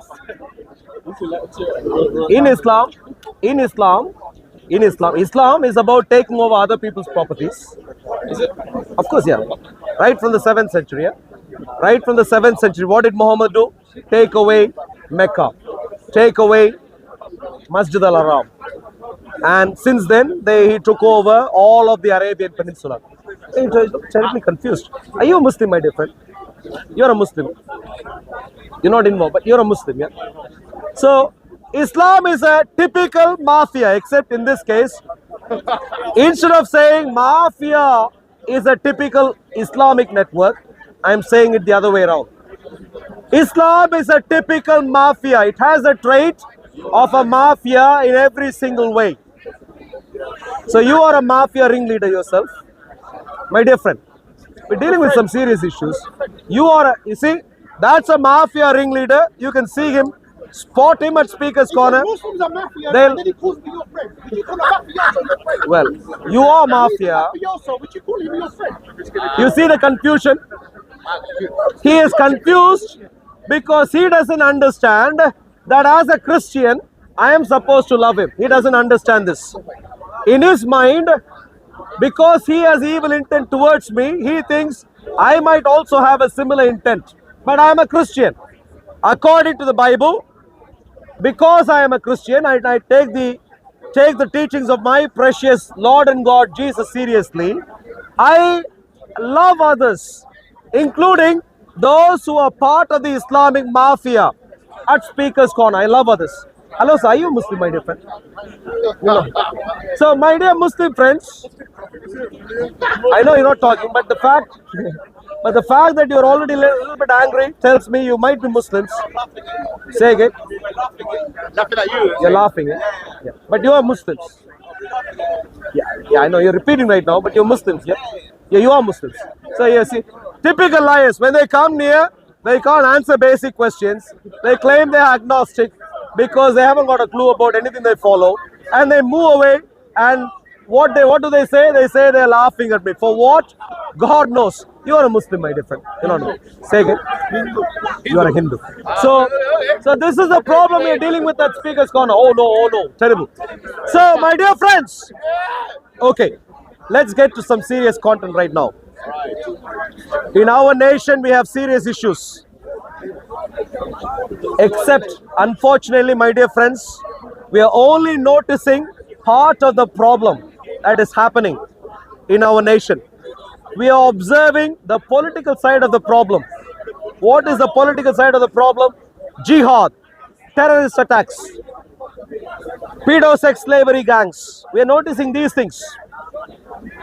My dear friends, today my message is that the problems we face in our nation is much more comprehensive than that. We are facing a situation where ideologies are clashing in front of our eyes. Ideologies are clashing for the soul of our nation. For the soul of our nation. The very existence of our nation, with a reasonable degree of reputation, is now being questioned. Are we going to make sense? Are we going to grapple with truth? These are challenges that we are dealing with in the streets of our nation, at Speaker's Corner in our nation today. My dear friends, how do we deal with these problems? Ultimately, the problems we have are fundamentally about questions of truth. What is true? Who is the one who created us? Is it God of the Bible, as how the word of the Lord says? Or is it the Islamic Allah? Or is it any other God who have been marketed across the world in the times past? Who is the true creator? Who do we owe our existence, our allegiance to? Are questions that we need to be asking. What is the truth? Who does Israel belong to? When you have nations, are you allowed to be, are you allowed to live at peace in your nation? When you have conflicts in your nation in relation to what the truth is, how would you conduct yourself? These are fundamental questions that are being argued about right now. Who is God? Like I said, and so on. So here is where, my dear friends, there are plenty of worldviews clashing today. It didn't happen in the times past, because in the times past, nations were confined, people were confined to their own nations, broadly speaking. So whatever junk they had in their minds were at least constrained to wherever they came from. But today, in the social media age that we live in, with an increased level of globalization, my dear friends, people are spreading all over the world in unprecedented levels. And therefore, ideologies are clashing, especially in the Western world, in the UK, in the US. Islam, Hinduism, Buddhism, Jainism, Sikhism, Roman Catholicism, Eastern Orthodoxy, Rabbinic Judaism, Christianity, biblical Christianity. All of these are clashing not just for the soul of our nation, our nations, but these are clashing for also souls of individuals. My dear friends, what's at stake, could I please remind, is not just the destiny of our nations, but also our own destinies. What is at stake are not just temporal things of this world, but what is at stake are also eternal things. Where are we going to end up in eternity? Now, the different ideologies have different methodologies that they use to advance their targets. They advance towards their targets. In the case of Islam, it wants to take control over the political realm first, take over, and then it might decide what it would do to the individuals who live across the world. That's the way Islam works. Look at that, gentlemen. That's the way Islam works. They mock, scoff at Speaker's Corner. Are they interested in having sensible discussions? No. Are they interested in actually convincing individuals? No. They're interested in the takeover. That's what Islam does. And I come to the Bible. My dear friends, the Bible has the exact opposite methodology. A long time ago, people asked Jesus, they asked him, disciples, apostles of Jesus asked him, other disciples asked him, when are you going to bring the kingdom of God? Because they were looking for a visible sign of political change, a takeover, in a manner of speaking, to make sure the Romans were removed from power.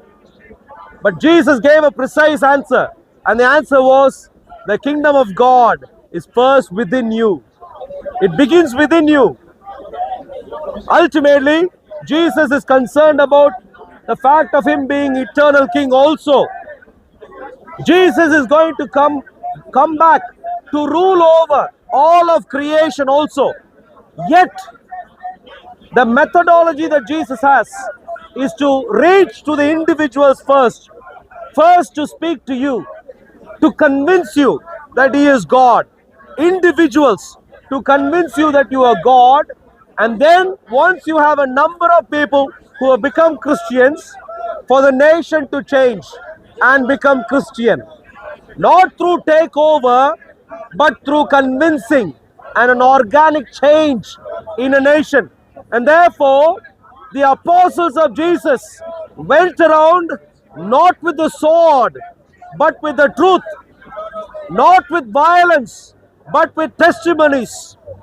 Whereas the followers of Muhammad went with swords. The followers of Muhammad went with violence. So ideologies have methodologies that they use to advance towards their targets. Roman Catholicism also has its methodology, and this is why you saw the Crusades happen. When there were disagreements, JC's audience particularly, Crusades were advanced. But my dear friends, you see, JC even says, long live the Crusades, because he thinks that's the right way to do. Unfortunately, my dear friends, the methodology that Jesus has is very different. So, what do we do in our nation? JC would say, begin a crusade. That's what he would say. I am saying something else. I'm not saying that. I'm saying that the first crusade was just war. I am saying that we first and foremost should become proper Christians. What is at stake is not just because of what the other ideologies have done to our nation, but also because what we ourselves have done to our nation. My dear friends, consider this carefully. What have we done with Jesus in our personal lives? Are we proper Christians? Are we proper Christians? Do we take the new covenant seriously? Do we worship our God seriously? Have we dedicated our lives to our God seriously? Do we worship our God in the way our God demands and instructs worship? For instance, Roman Catholicism speaks about the Queen of Heaven. Sam is here, maybe Sam can represent in a few moments. But let me wrap this up quickly and then let's get on to this. Roman Catholicism advances along the same line as that of plenty of people in the Old Testament who got worship wrong. In the Old Testament, in the book of Jeremiah, you see the worship of the Queen of Heaven. Queen of Heaven. Queen of Heaven. Why? Because People were simplistic. They thought, well, if there is a father, if there is a king, there must be a queen. Simplistic thinking. People had misunderstood how God works, that God is beyond our regular nature. And so, my dear friends, we need to get worship right. Queen of heaven, we need to set aside. Idols, we need to set aside. We need to get to Yehovah carefully. We need to get to Jesus carefully. Devote our lives before Jesus carefully. Surrender our lives before Jesus carefully. Take sexual morality and commitment to Jesus carefully. Take the fact of families seriously in our nation. We need to make sure we are fulfilling our responsibilities. Ideological wars are first and foremost won in the minds and next in the political arenas, my dear friends. So we in our nation have to become proper Christians again. And so that, with that, maybe I'll briefly. Yeah. So now Sam is here. Hi, bud. Lovely to see you. Bye, God. Lovely to see you after a while. Yeah, it's been a while. You are a. He speaks low, so. Yeah, I do actually have a low voice. Yeah. So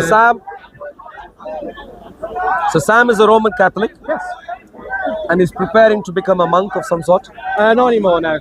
Not anymore, but it was good fun while it lasted, though. Okay. But we won't get into that. Sure. But anyway, could we do just because I know I get a bit enthusiastic, you get a bit enthusiastic. Could we do like 2 minutes apiece, that sort of thing? Sure. Just because I know you and me will overtalk each other. I know what I'm like. I know what you're like. It's only fair. So in terms of topic, plenty of. You're a Roman Catholic. I am a biblical Christian. I reject Roman Catholicism. I see Roman Catholicism to be an abomination. You would know this. So we've been having a number of discussions. I've heard it plenty of times. So in terms of topic, there are a number of topics that we can choose. I would want to just go for a very general one, which is just as simple as, are Catholics true believers? Just as simple as that. That's not precise enough. You can waffle on in different ways. Maybe I won't get in there. Let's keep it really simple. Let's keep it really simple. Let's keep it really simple. What about if Is the Queen of Heaven? According to Roman Catholicism, there is a Queen of Heaven. According to Roman Catholicism, maybe we could just discuss. Not on that particular topic, just because I'm not the best versed in it, and so then it would just be unfair on me. But you're a Roman Catholic. Yeah, of course. You are prepared. But Mariology is not my strongest suit. So it doesn't have to be. I'm not saying I'm completely. It doesn't have to be the strongest area. But as long as you're a Roman Catholic, you'll be familiar with the idea. I would more be comfortable with something. Could be once. I'll suggest a topic. See how this could go. Is Mary of the Bible the Queen of Heaven of Roman Catholics? Simple topic. It's very well defined. It's very narrow. It focuses on one narrow aspect of where we disagree. Personally, no. Just because it's not a topic I'm just well versed in. You don't have to be well versed. It's just as simple as that. But you're familiar with Mary of the Bible. No. But it's only fair we both go over a topic we're just both well versed on. That's all. That's all I'm saying. Nothing more. But you understand. So okay. Suggest an alternative, but something which is well defined, where you and I won't waffle on. Well defined. Something very well defined. There's no ambiguity. All the terms involved, subjectivity of the name. I'm trying to think of one. Why is Roman Catholicism an abomination? That's not a bad one. The problem with that topic, for now, at Speaker's Corner, the problem with that topic is plenty of problems. Abomination is a word which hasn't been well defined yet. If you want to discuss, I can discuss, but it's not well defined, so it's not going to be a precise, discussion that we could have. Maybe we'll take what about is Roman Catholicism apostolic? What about that? Okay. How does that sound? But in relation to what particular? Well, so can we say sacerdotalistic order? Shall we say that? We could say because that. you We could say that. Sure, we could sure. also say, just generally, are we able to trace it back to the apostles in No. some manner, shape, or form? No. That's for an online debate, for a formal debate. I want for Speakers Corner, for a simple conversation. So would you want to focus specifically on the priesthood? Sacerdotalistic order. So let's deal with that. Yeah, if you're because specifically the priesthood. Then. Yeah. Okay. yeah, that's the sacerdotalistic I'm cool with that. order. I'm cool with that. Yeah. So, is the sacerdotalistic order apostolic or is it a scam?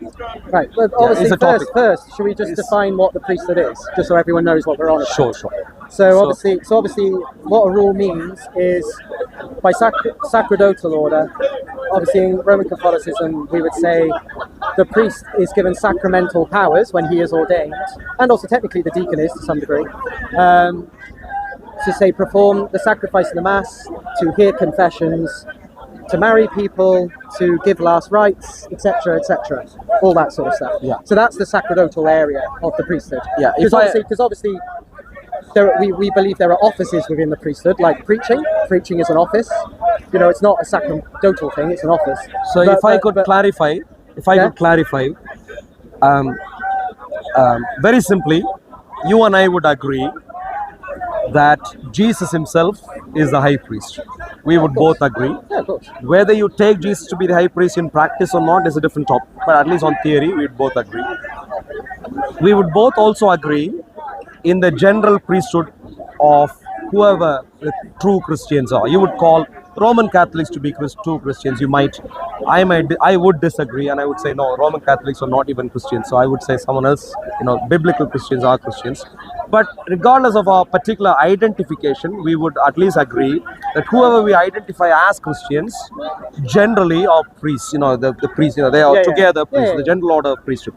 So we're not discussing and debating on whether. And obviously, I can include, say, the other parts being, the subdiaconate, the diaconate, obviously priesthood, and also sure. Let me clarify. The bishops. So, in other words, we're not debating on the priesthood of Jesus.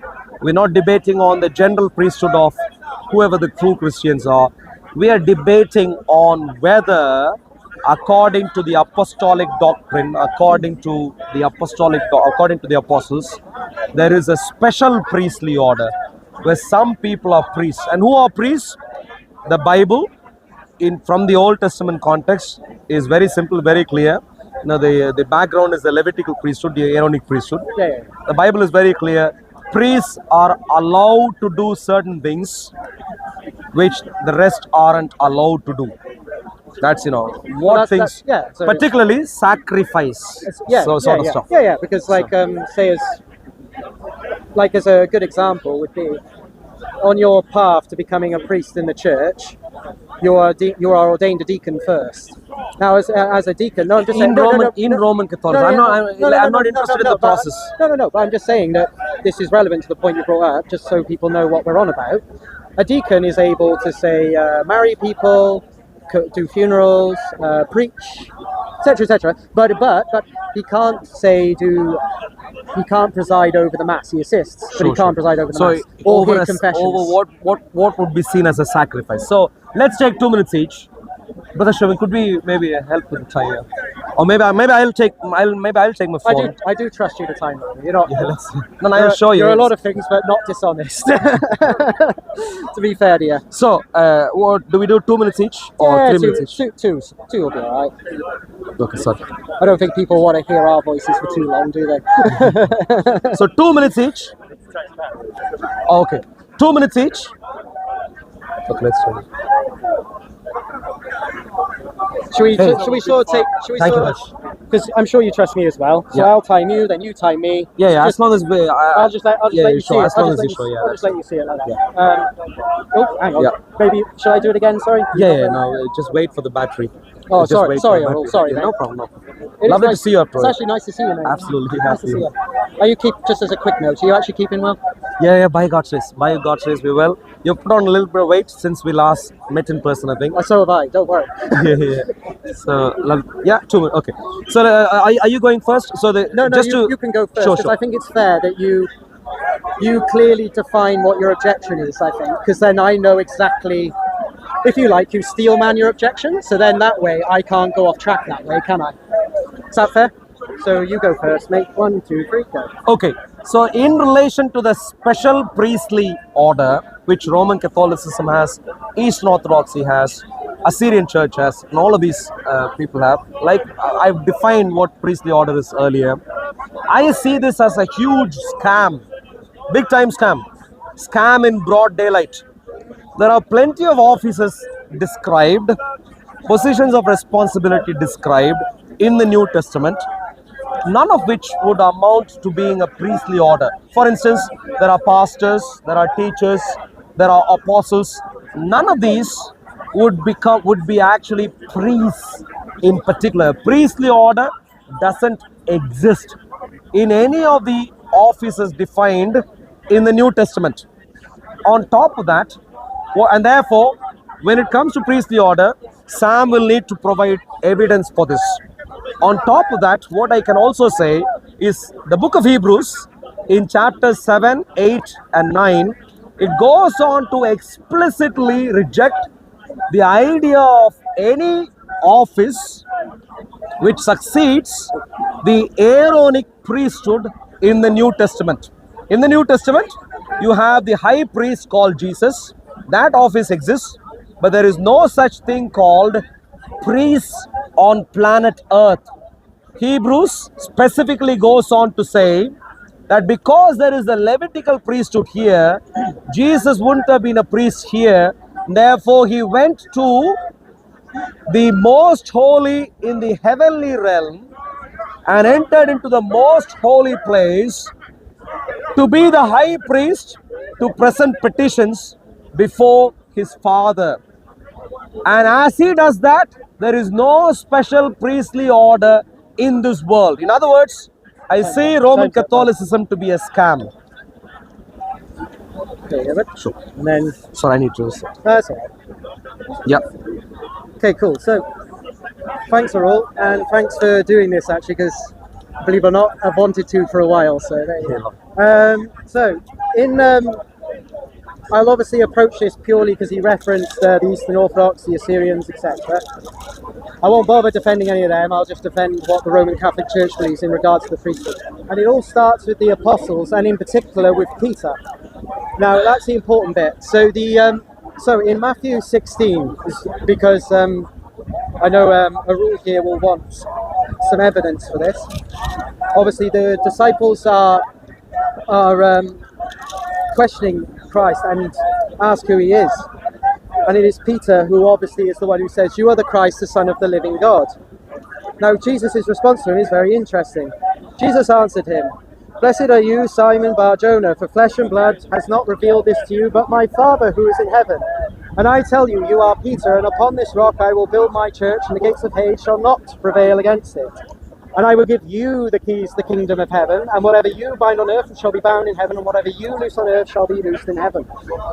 Those keys is actually quite an important reference, because the keys, what is being referenced there is the keys of the president in the Old Testament, the president of the king, who was given the power to loose and bind, which is also part of the sacrificial system.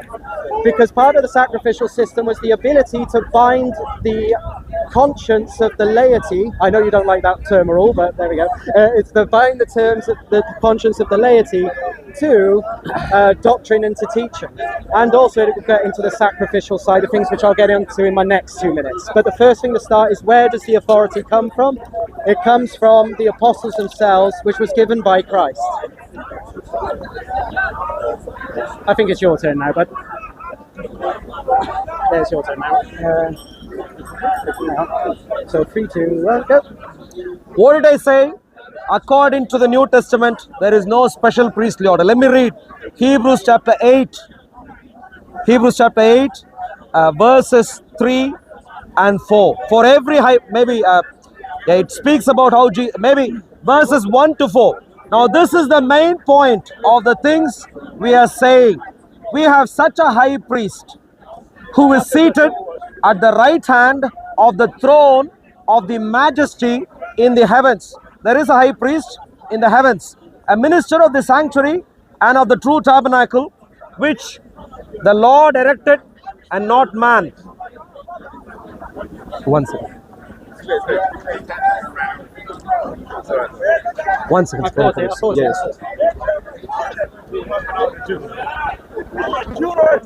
Say what happened? What happened? Say what happened? What happened? Oh yeah, they came and ripped Rip the flag. They still saw The flag, yeah. Unless you find Jesus Christ as the Son of God, you cannot be saved. Fine. I'm in your spot. Sorry. No, bless you. please. Yeah. No, I just wanted to find out if you're okay. Oh, I'm fine. Yeah, okay, so. I know. All right. Just a couple of kids.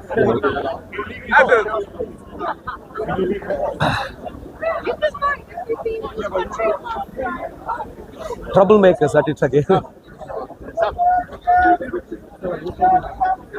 Anyway, are all you good to go again? Just say Yep. when? Say when? Sure.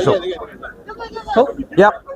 And particularly verse 4 of chapter 8 says, for if he were on earth, if Jesus were on earth, he would not be a priest.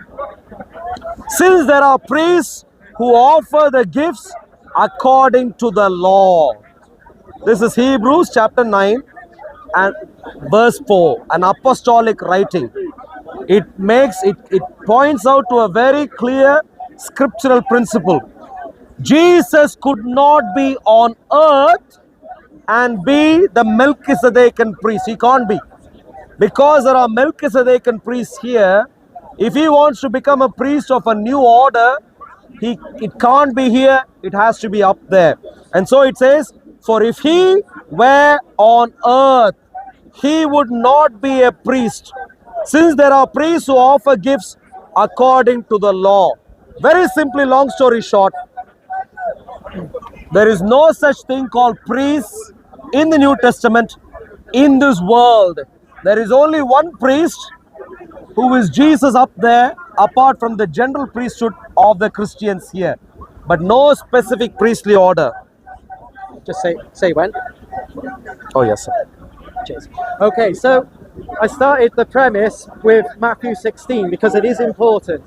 I will come to Hebrews in my next 2 minutes. I will address it.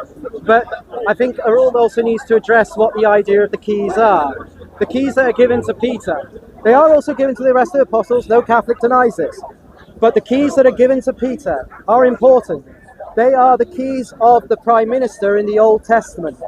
Because that's why the apostles understood what they had just been handed, which is the teaching authority of Christ. If you like, it's like Christ is up in heaven as our high priest. But we also need people on earth to administer Christ's teachings, Christ's sacraments here on earth. That's the role of the apostles. And obviously as a Catholic, I believe they appointed successors, etc. And that's what we call apostolic succession. But what I guess I'm asking, Arul, is how do you find the significance of Christ doing two things in Matthew 16? Two things. One, he makes a promise that the gates of Hades shall never prevail against the church. That's number one. And secondly, he says, whatever you bind on earth will be bound in heaven, whatever you loose on earth will be loosed in heaven. So what is that authority that he's giving to the apostles? Because that authority is very significant. It does link into the being sacerdotal. I'm sorry if I just spat in your eye. It's significant because it does link into the sacerdotal side of things as well. Because you need to be given that authority to start off with. In my next 2 minutes, I will address your one in Hebrews. Okay, well, and also, I'll get the reference up properly later, because I don't want to scroll through my phone. But obviously, we do have examples like in Timothy, where Paul is commanding Timothy to lay his hands upon others and to ordain them. So obviously, not everyone can be a preacher, not everyone can be a minister. These people are selected, they are ordained. And that is obviously something that is very important. Now, to be fair, that's not unique to Catholics. Obviously, Anglicans would believe that, etc. So pay attention. Oh, sorry. Oh, yeah. Can you get it out? Yes. I don't have an iPhone, so a bit foreign to me. Oh, there we go. Pay attention carefully. The question is on whether there is a special priestly order in the New Testament. What has Sam done? Sam has spoken about apostles. Sam has spoken about teachers. Sam has spoken about people who can lay hands on others. None of these have nothing to do with a priestly order. In the Old Testament, you have teachers. who taught in synagogues. You have the Pharisees, the lawyers, the teachers. They weren't the priests. I am particularly focused on the priests because according to Roman Catholicism, the claim is that these leaders in Roman Catholicism are priests. What would be the equivalent of the priests of the Roman Catholicism in the Bible? The Levitical priesthood. The Levitical priesthood did not have an exclusive authority in teaching. All sorts of other teachers who taught, rabbis and so on. So Sam has to now get to the details of whether there are priests in the New Testament. He spoke about the, this is where he got to the point of the keys. He agreed keys to bind, to loosen are with not just Peter, but also with other apostles. The question is, I'm not concerned about some keys to some locks about which we haven't decided anything. Are these priests? The reference he is using is an obscure reference. Is he suggesting if someone has some key, whatever key that is, he is a priest? Is that how you define a priest? A priest is someone who sacrifices. And according to the Hebrews chapter 8, verse 4, we are clear. If he were on earth, if Jesus was on earth, he would not be a priest. Can you see that? If he was on earth, he can't be a priest. Which means on earth, there is no such priest. Cool. So these keys are significant. They're not just any old keys. They're the keys that were given to the Prime Minister in the Old Testament. Why is that significant? Because it's the Prime Minister who acts on behalf of the King. What is Christ? Christ is the King, and therefore the apostles are his Prime Ministers. Now, what is the duty of the apostles? They are to preach the Word of God. They are to administer the sacraments. Whether a rule would say that something like the Lord's Supper or the Eucharist is a sacrament is by the by. It's we as the Roman Catholics and also many of the Christian churches, including a lot of Protestant churches, acknowledge things like the Lord's Supper, like baptism, as sacraments, and they are administered by priests and ministers. They are not administered by Joe Blogs on the street. That is the important bit. So the part that the keys is important. So you have to look at the significance of them. Anyway, now to go to the apostles themselves, if you like, more exercising this priesthood somewhat. In Acts 1, when they are discussing about replacing Judas, to take the place in this ministry and apostleship from which Judas turned aside to go into his own place. And they cast their lots for them and fell on Matthias, and as they enrolled him with the 11 apostles. So in other words, they filled the office of Judas. So their number was back up to 12. They didn't have to fill up this office, but they did because the office is open. That's a form of apostolic succession, bringing the next generation in. How long have I got? 20 seconds. And so yes, the point is, the rule is, yes, a priest sacrifices, but also you've got to consider, where does the authority come from? That's really key as well, and ironically. And so you have to acknowledge that these keys that were given to Peter and that were given to the other apostles as well, that is where it all stems from. And just as a last parting comment, it is not the Levitical priesthood, it is the priesthood of Melchizedek that counts. That's the one. Sorry, can I ask? Sorry, bro. No problem. I was getting excited. Sorry. No problem. Go. Yeah. You see, Sam went through all sorts of things. The one thing he didn't go through was to establish how there is a priestly order in the new covenant. That he did not do. Note carefully, he spoke about prime minister. Although I disagree with that particular detail he brought up, it's still a prime minister, not a priest. He went through the details of apostles. I completely understand there are apostles. Even though I disagree on the idea of apostolic succession, I completely understand there are apostles. But that has nothing to do with priests. He went through the idea of how Judas was replaced. Look, even if I disagree, that is irrelevant. I am trying to find out if there are equivalents of Levitical priests in the New Testament, because who I see, the funny clothed people in the Roman Catholic order, I see them to be proper daylight robbers. And so I'm trying to find out if their role is legitimate. And that is where I'd like at least one reference to how there is a New Testament special priestly order in the New Testament. Let me read the verse carefully again. Hebrews chapter 8, verse 4. It says about Jesus, even Jesus, who is the actual Melchizedekan priest. It says, if he were on earth, he would not be a priest. Why?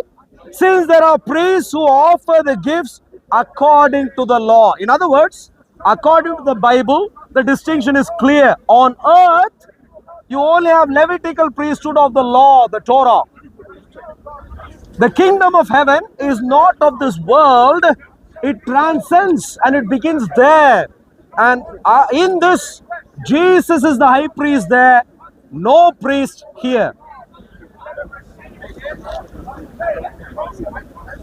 Should I? Yeah. Cool. So, I actually want him to stop with the comparisons with the Levitical priesthood. That's completely irrelevant, and here's why. Because the priesthood of the New Testament is the priesthood of Melchizedek, as it says in Hebrews 7. This becomes even more evident that when another priest arises in the likeness of Melchizedek, who has become a priest not according to a legal requirement concerning bodily descent, but by the power of indestructible life. So the priesthood of the New Testament is Melchizedek. Because what did Melchizedek offer? Bread and wine. That is why it is Melchizedek, not the Levitical priesthood. The Levitical priesthood offered blood sacrifices. The Levitical priesthood offers the offering of bread and wine. So that's the key part you have to stick to. I don't have to show that it's the Levitical priesthood, just the priesthood of Melchizedek. Because what we are offering up at Mass every Sunday as Catholics and also as Orthodox and even as lots of Protestants, we are offering up bread and wine to the Father in the name of Jesus Christ. That is what we are doing. We are not slaughtering goats, we are not slaughtering sheep, and so that is the premise on which we have to start. Anyway, so now also in regards to this idea more of apostolic succession, it's in 2 Timothy, where Timothy is instructed to lay his hands upon people that he deems worthy to succeed him. Now, why is that important? Because he's also told that these men should be worthy men. They can't be Joe Blogs off the street. They can't be anyone just in the church. They have to be people deemed fit of the office. They have to be people perfect for the office. And because what does a priest have to do? A priest has to offer the sacrifice of the Mass. He has to hear confessions. He has to marry people. He has to give last rites. He has a lot of things, basically. But the point is this. Without the succession, you don't have the priesthood. And it goes back to the apostles. Perfect? Say when. Yep. Go. Sam, maybe I'll speak to you directly right now. Yeah, go. Because what you have forgotten to do is this offer. Say again. Sorry, I'll pause your time. You have 10 seconds. Have 10 seconds. No, maybe I'll start again. Yeah? Yeah, start again. Okay. Just to be fair. Just to be fair. Sure. 3, 2, 1, go. Yeah. Are there apostles in the New Testament? There are. Are there other offices in the New Testament? There are. Teachers, deacons, all sorts of offices exist in the New Testament. Is there some level of succession in some of these offices? There could be. That I'm not even discussing right now. Is Jesus a Melchizedekan priest? Yes, he is. I am now particularly focused on whether, apart from Jesus, there are other priests in the New Testament. And there you pointed out to Hebrews chapter 7, where you said Jesus is a priest in the order of Melchizedek. But what you forgot to understand is that it is only Jesus who is the priest of the order of Melchizedek, the one without a beginning, without an end. No one else. Not the funny fellow sitting in Rome, Vatican, or anywhere else. Only Jesus. And it goes on to say that this priest represents a supreme, a better covenant to an extent. He cannot continue offering the same stuff. He doesn't have to. Let me read to you. Hebrews chapter 7, verses 26 and 27. For such a high priest was fitting for us, who is holy, harmless, undefiled, separate from sinners, and has become higher than heavens. who does not need daily as those high priests to offer up sacrifices. According to this priestly order, there is no daily offerings. There is not even a repeat of offerings to offer up sacrifices, first for his own sins and then for the people's. For this he did once. The Melchizedekan priesthood of the New Testament offers once, and he did that 2000 years ago. Any fellow who's claiming he's making an offering right now is a scammer. Wake up.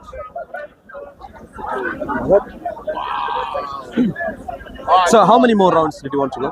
Couple more. Couple more. Sure. Because So I've got someone I to think started of. it. Yeah. I got to. So, Sorry, sir. go back. Sorry, go sir. back.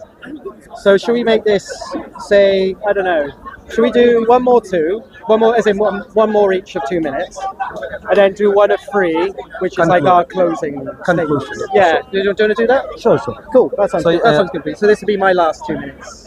So Your last 2, and did you want to do one more round of 2 or not? oh no, one more round of 2. Yeah, sorry, Yeah, mate. so yeah, sorry, you mate. do one round of 2, and then we'll do one more round of 2. Yeah. Yep, sounds Because good. I started. Yeah. Yeah, sounds good. Should I start? Yeah, good. Right, so in Hebrews 7, he is right that it speaks mainly of Christ as the high priest of Melchizedek. He's not wrong about that. However, it does speak of other people too. So in verse 20, for example, it says, "And it was not without any oath, and those who formerly became priests took their office without an oath, but this one who addressed with an oath. The Lord has sworn that he will not change his mind. Thou art a priest forever. This makes Jesus surely a better covenant. The former priests were mainly in number because they were prevented by death and from counting an office, but he holds his priesthood permanently because he continues forever." There is reference here to priests themselves, not just Jesus himself. Jesus is the ultimate high priest, and actually in Catholic theology we call it in persona Christi. So and that means in the person of Christ. So when the priest is saying the words hoc est eum corpus meum, this is my body, it is not the priest saying those words. It is Christ saying those words, because Christ is the ultimate high priest. The priest does not get sacerdotal powers simply based on the fact he was ordained. He gets those sacramental powers because the ultimate high priest is Jesus. So like I say, to repeat one more time, when the priest says the words, "This is my body," the priest is not saying those words. Christ is saying those words through the priest, in persona Christi. It's a really important part of Catholic theology. We do not believe that the priest has special powers in himself. He only contains those powers because of Jesus. You can go. That was a good point to end on, so you can have it all. So one, yeah, that was one more round of 2 minutes, and then we do conclusion. Yeah, Sam. Yeah, that sounds good to me. Sure. Go. Sam did many things, but the one thing which he failed to do is the only thing which he was supposed to do, which is the debate topic. Are there special priests? Sam said in Hebrews chapter 7, apart from Melchizedek, there are other priests referred to. Yes, there are, but they are referring to the Old Testament priests. Now, I'm assuming Sam thinks that they are the priests that he has, which are the Old Testament priests. So I can completely understand if he is thinking Roman Catholicism is some sort of an Old Testament order, well, maybe he is terribly confused in a different way. But in the New Testament, apart from Jesus, there is no other priest. The one thing he failed to do right through our conversation is to provide evidence for a special priestly order in the New Testament. What did he do? He spoke about apostles. I agree with the apostles, office of apostles. He spoke about how Judas was replaced. No problem at all. He spoke about other offices like deacons and so on. No problem. He spoke about some funny keys. I don't know what he spoke about. Prime Minister, all sorts of things. What he failed to speak about is whether, number one, there is an office who can offer sacrifices in the New Testament beyond what Jesus did on the cross. About that, I, in Hebrews chapter 7 said, Jesus offered once, there is no further sacrifice, there is no need for any more sacrifice. I mentioned that. And I also read to you Hebrews chapter 8, verse 4, and I said, because Jesus has come for the kingdom of heaven, the priest for the kingdom of heaven is he himself alone, and he is in heaven where there is a most holy place. Whoever claims to be a priest here, including the Pope, is a scammer. Don't fall for this lie. 3 minutes conclusion. 3 minutes, yeah? Conclusion. Yeah, sure. Oh, sorry. no, you it's 2 still minutes. have No, one. it's 2 more. Sorry, it's 1 more, 2 Apologies. minutes, Apologies. isn't it? Yes, just sorry. Apologies. Yeah. This has been good fun. You're last. Absolutely. Should I start? Yeah, go for it. Okay, so he's saying that I have to show sacrifices in regards to the Old Testament. He keeps drawing back to the Old Testament. This is the new covenant. So, what is being offered in the new covenant? Bread and wine. This is the sacrifice. And in particular, not just the bread and wine. What is being offered?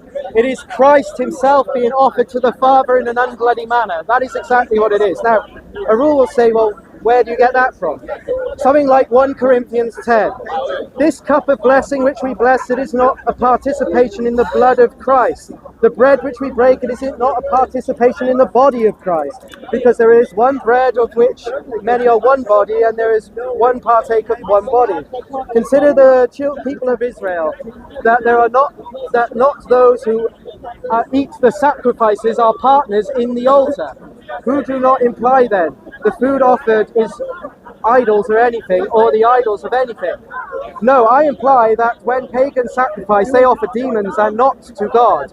I do not want you to be the partners of demons. You cannot drink of the cup of the Lord and the cup of demons. You cannot partake in the table of the Lord and the table of demons. Now, why is that important? Why? Because Christ's presence is really there.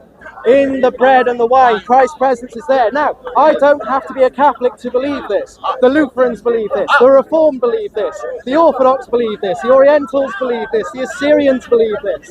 We might have all different conclusions on how we get there, but we all believe that Christ is genuinely present in the elements, and that it is offered up as a sacrifice in some description. Now, Catholics would say specifically that it's a perpetual sacrifice offered up to the Father. Protestants would disagree on that, but they would still say that it is offered up as a sacrifice in some sense.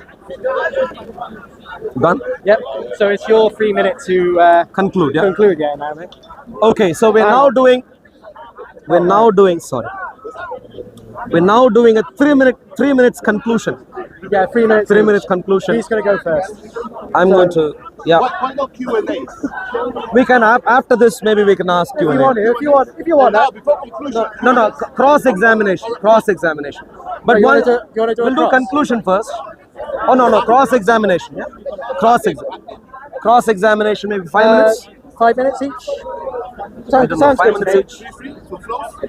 Okay, 3 minutes each, and then we'll do 2 rounds, maybe 3 rounds or something. Yeah? What do you think? 1 round, I'd say. I just got this one to think about. Okay, sure. That's all. Examine for me so first. you want me to cross-examine you first? Yeah. Okay. You hold that then. Yep. Yeah. So I'll cross-examine a rule first, then you'll cross-examine. Sure, start. Okay, cool. So, a rule. We're the Prime Ministers because Christ is the King. So why do you keep fobbing that sort of thing off in terms of, because this is the moment when they are given this promise, because it is a promise, they'll be given the keys to the kingdom of heaven. Why are you fobbing this one off like it doesn't matter? Like, what is your interpretation of those keys? Sure. So here is where you have fundamentally misunderstood the Old Testament. You know, in the Old Testament, there is a princely order, princes, kings and princes. There is a priestly order. There are 2 different orders apart from prophetic order. 3 separate orders of leadership apart from the elders. The king and the princes are not the priests. But do you recognize, though, that it was the prime ministers who were given the power to loose and bind? Interestingly, not the king. Because it's the imagery of the king is overseeing, the king is in charge, but it's these prime ministers who actually But the entire topic was not whether there are prime ministers. I'm not even commenting on the point you're making right now. I am merely citing or saying to you, priests is the topic at hand. Okay. So is there a priestly order? And when it comes to the priestly order, when it comes, you ask me why do I fob? Very simply because the Levitical priests or the Aaronic priests have nothing to do with the princely order, and therefore you are fundamentally mistaken. Not quite. But anyway, let's go back because it's only 3 minutes. Let's go quickly to the manner of the sacrifice, because you've kept comparing the apostles and priests to Levitical priests, whereas I'm saying Melchizedek, because the offering is bread and wine. Okay, so why compare? Let's put it like this. Would you not say that the Eucharist, when offered, in some sense is a sacrifice, even in your worldview? That's so you okay. No, you read 1 Corinthians chapter 10. Yes. How can you profane something that isn't there? 1 Corinthians chapter 11. Jesus goes on, and the Apostle Paul, Saint Paul goes on to say, in the night Jesus was betrayed. He took the bread and wine and water, and then he went on to say, "Please do this in remembrance of me." Now here is where. But how can you profane a symbol? If you want us to discuss, about real presence or whatever, that will be a different topic. Check, I'm not going over, am I? No, that'll be a different topic.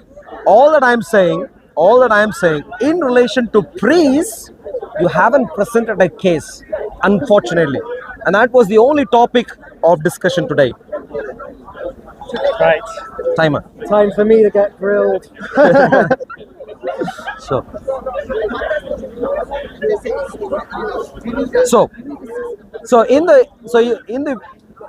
what is your best case for a reference to a priestly order in the New Testament?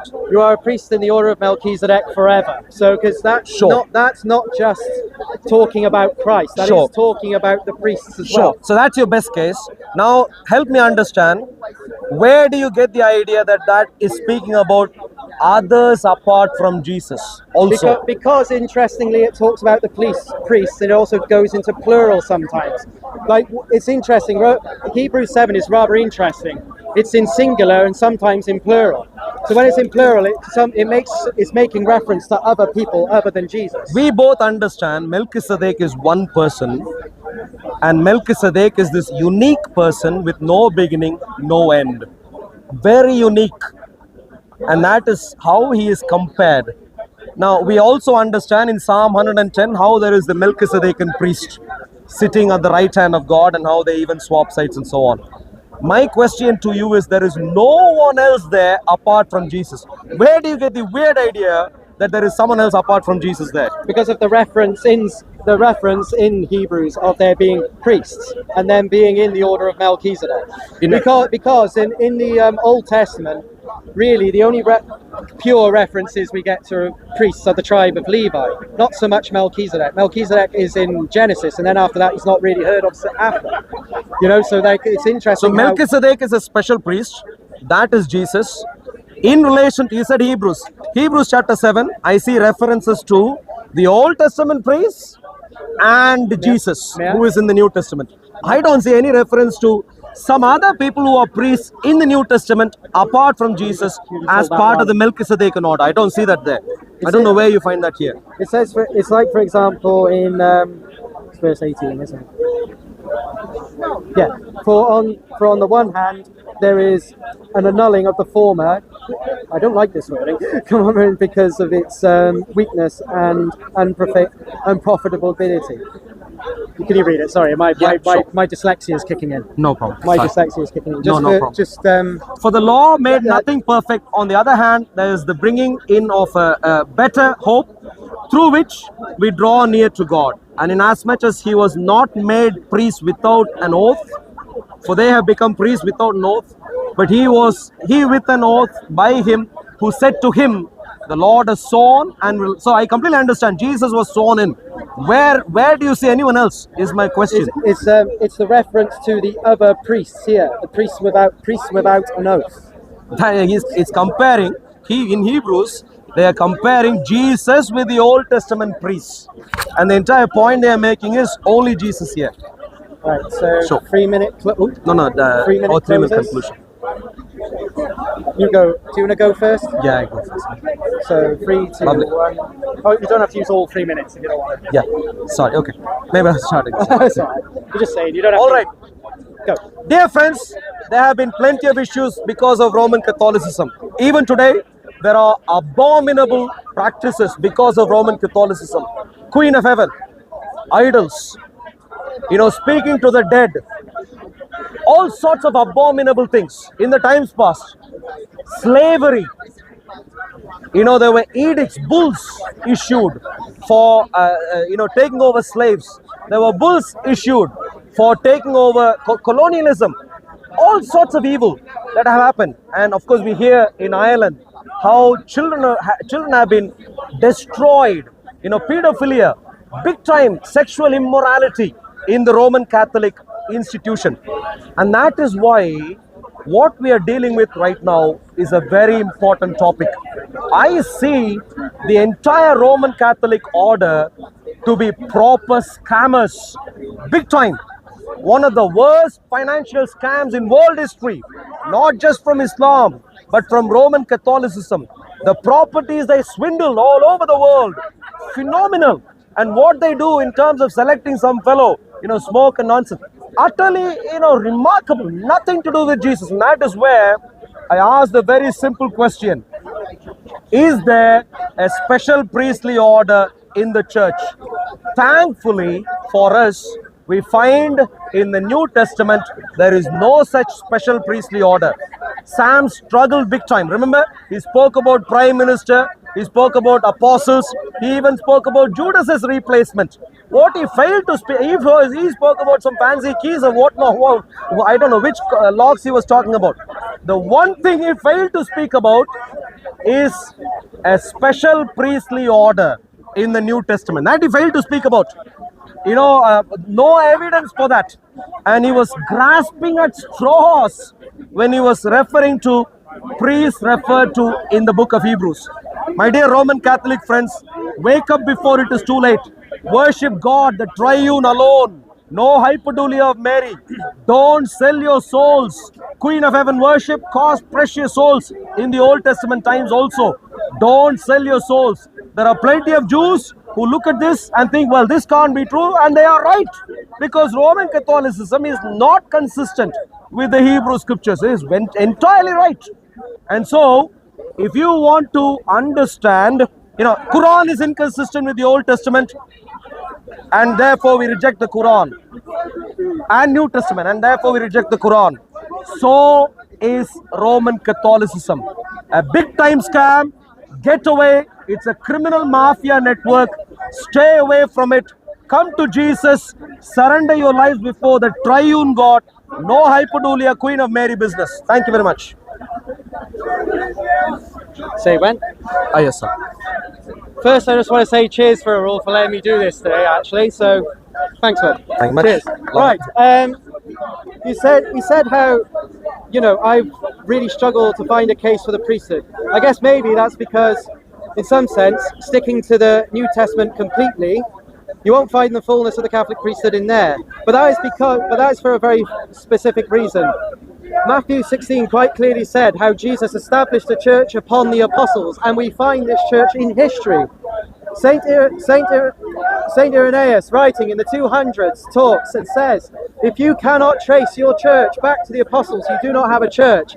Saint Ignatius of Antioch says, wherever the bishop is, there is Christ. If you have no bishop, you have no church. And also you have people like Saint Athanasius saying, those who read the scriptures to their own visions have their own condemnation. Those who read the scriptures without the testament of the church are heretics. Now, we got to look at history as well. Christianity is not purely contained to the Bible. It's not purely there in the sense of all of our history.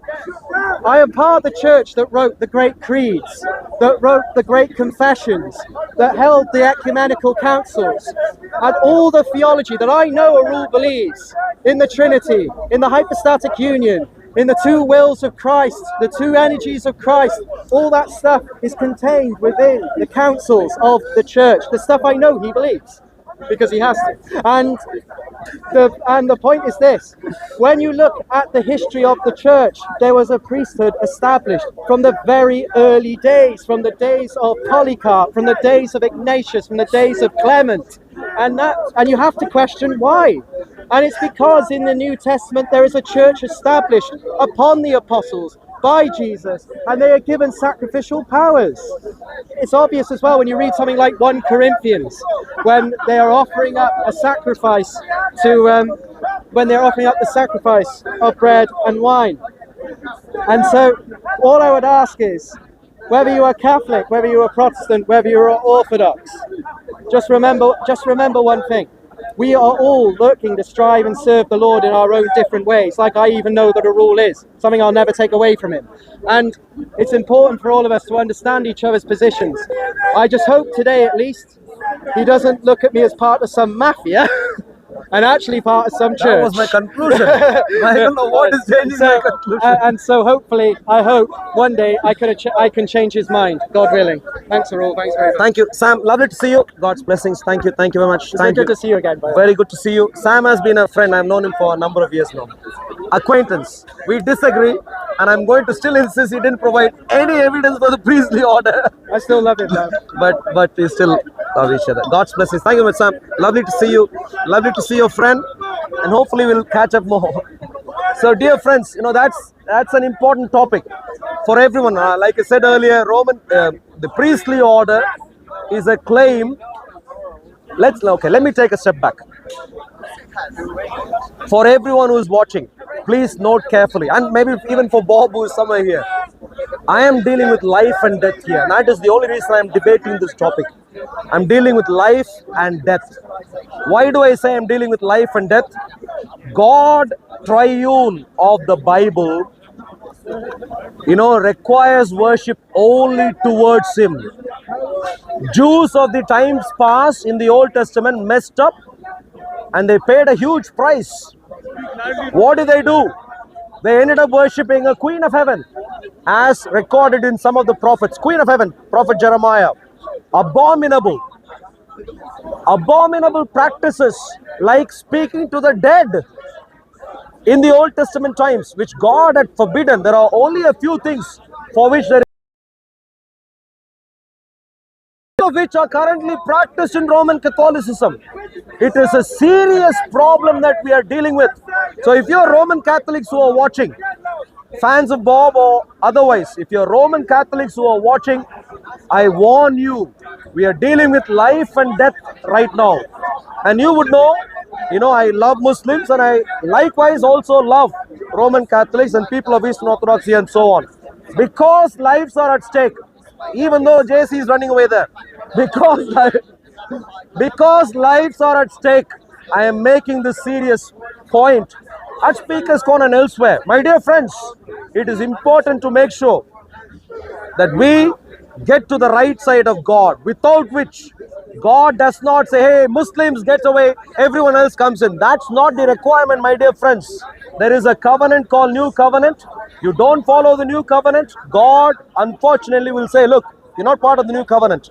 And according to the New Covenant, in terms of worship, what was there in the old still would apply. The same triune God, without transcending into the realm of those who have passed away, the dead, still would apply.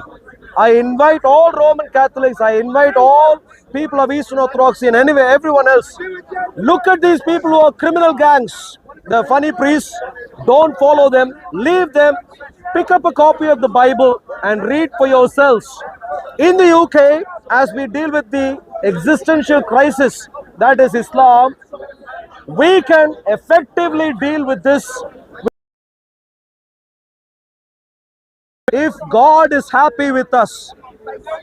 Note carefully, my dear friends, the way we can debunk, demolish Islam in the UK is not through our power. Through our power, I'm telling you, we are in a place of no return. Look at how much Israel is suffering. We are in a place of no return. We need God to help us. And if God is supposed to help us, God needs to be happy with us. With abominations that we practice, He won't be happy. Return to Jesus. Take the Bible. Read for yourselves. Get your life together properly before God. God will then come in to help us. God will help the nation of Israel. My dear friends, Israel as a nation is the only nation that God has promised will survive until the end. God has given a covenant. And I am telling you, there is no such guarantee for the UK. But there is an opportunity. If we get our act together and become proper Christians, at least today, God is able to say, I will preserve you also as a nation until the end. And I hope and pray that that would happen to our nation. That's my responsibility to take charge of and to, advise people on until the very end. God is able to defend us. God is able to demolish everyone else. So come to Jesus, leave Roman Catholicism, leave Eastern Orthodoxy, leave all of these, come to Jesus. Now JC is back. I say come to Jesus, leave Roman Catholicism, he's back. That's good, a good sign. JC has been a lovely friend for a very long time. So this is how we conduct ourselves. As people who appreciate the Bible, appreciate Jesus, we should be able to have respectful conversations, whilst we respect and value the human beings who have not come to kill us today, yet get to the bottom of our areas of disagreement. Now let's go on, deal with some Muslims right now. God's blessings. Thank you very much. Thank you. God's blessings. God's blessings. Thank you. Thank you. All right. Are you Muslim, my dear friend? You're not a Muslim. Lovely. Good. You, Abdullah, stay there, please. We're talking to someone else.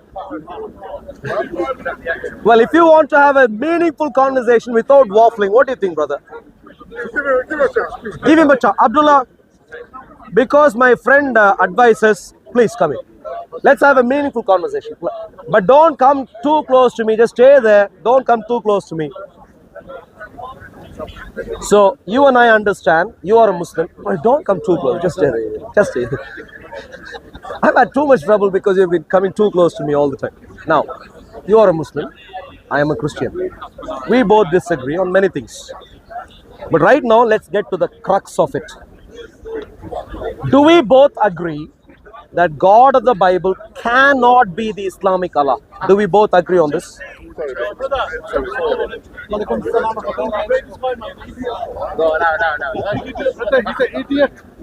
Come in. Let's cover their faces. Look at them.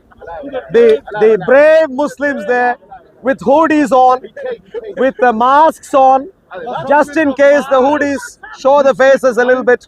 Look at the cowardice there on display, and they are come here and look at him, especially this gentleman. Look at, I am 5'6". 5'6". Look at him, he is maybe 10 foot, like a Goliath, and look at the cowardice in display. This is what Islam has done to human beings. Can you see that? You are with a mask, my dear friend. Why do you feel a need to have a mask at Speaker's Corner? Why do you feel a need? It doesn't seem like he has hay fever. It seems like he is hay fever right now. Please help us understand. So, I'll hold. With a mask on, who knows? Even if you take and run away, I won't even know who to complain against. So you, sir, please. So help us understand. Help us understand why. Please help us. So you're Muslims. First of all, my brother. Sure. Help me understand. Help me gain immigration. Please help you. Please come. Okay. So help us understand what one good thing you've learned from the Islamic Allah, please. I can't even understand you. What language are you speaking? What language are you speaking? Islamic Allah, one good thing that you've learned from You're him. just a shit guy. Why do Muslims come to Speaker's Corner and hide? Are these your friends? You're a dead man. Are you ashamed of them now? You're not ashamed of them? Hey, keep distance. Hey, look. Keep distance. You're a dead man. Look at you. There is your friends. You are at least honorable. I must speak. Sure. Let me speak to you. Please come. Your breath stinks. Thank you. You stink. Thank you very much. I'll give you an advice. Sure. Yeah, I stink. Now you can maybe move away. That'll be nice to you. Now, these gentlemen, please don't be friends with these guys. Now to you, sir. No, yeah. So help me understand what is good in Islam. I'm not here to talk. I'm here to listen. But you see what has happened here? These guys. Don't be rude. Shut up. Shut your mouth. Exactly.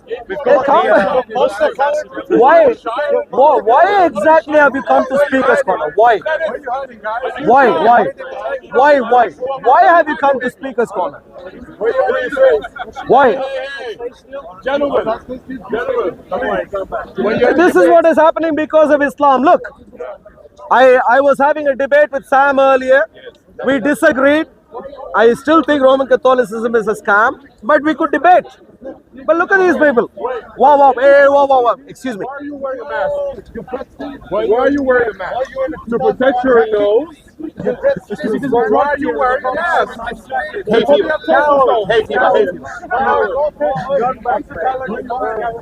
Okay, how about you guys go lose some weight and come back later, okay? Do your face off. How about that? Yeah, I do. Come, let's take a walk. Yeah, we'll take a walk. All right, okay. Why should he take any walk? How about we stand right here? So you have I didn't Muslims. like the way they were moving. It's a bit unstable. I didn't quite like it. So Yeah. carry on. Thank you. No worries. So the problem, do you see, my friends, at Speaker's Corner? Make your way to Speaker's Corner to do what? From Birmingham all the way to Speaker's Corner to do what, my dear friend? So why? So they are your friends. So why exactly have they come to Speaker's Corner today? I only speak for myself. Sorry? I only speak for myself. So you only. Listen to it. So I respect you. Now at the least, you don't want to shake my hand. Why not? I'm just here to listen. Sure. So help us understand. You see the problem we have. So do you see the problem we have in the UK? The problem we have in the UK, there are plenty of people like them. You know, can you imagine if this is happening at Speaker's Corner, which is watched by many cameras, watched by many people at the same time?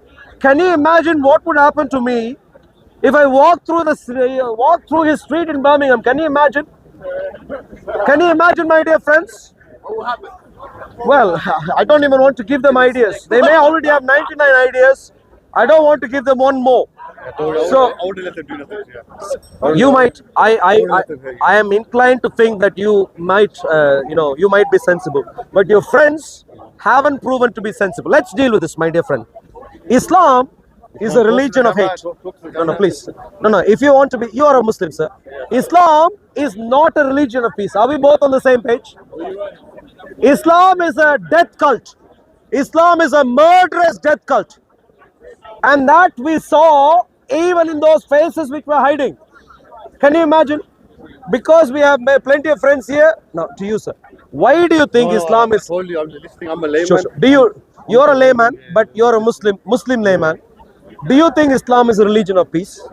Yeah. Please help me understand. Why do you think so? How can you try to force conversation with me? Say again. How can you try to force conversation with me? Look, I'm not. This is not jihad. No, this is what you're doing. My dear friend. You see? So the gentleman calls me out.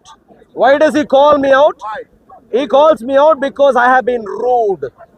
Because I forced conversations. But the same gentleman would not call his friends out while they have hidden their faces.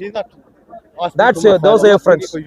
I know, but you are calling me out. Why didn't you call your friends out? We forced the conversation. We're gonna totally truth each other. I don't want to. Sure, but why did you not call out your friends? That's like I told you. I speak for myself. Did your friends and you all three? Did you not come together there when I was stood there? Did you not come there? What was I doing? Okay. What was I doing? Sure. So you are a. Sure. So you are. We carry on with the conversation. Islam is a death cult. It is. That's your opinion. No, that's not my opinion. That's Quran's opinion. Islam is a death cult is not my opinion, my dear friends. Quran's opinion. No, it's. Okay.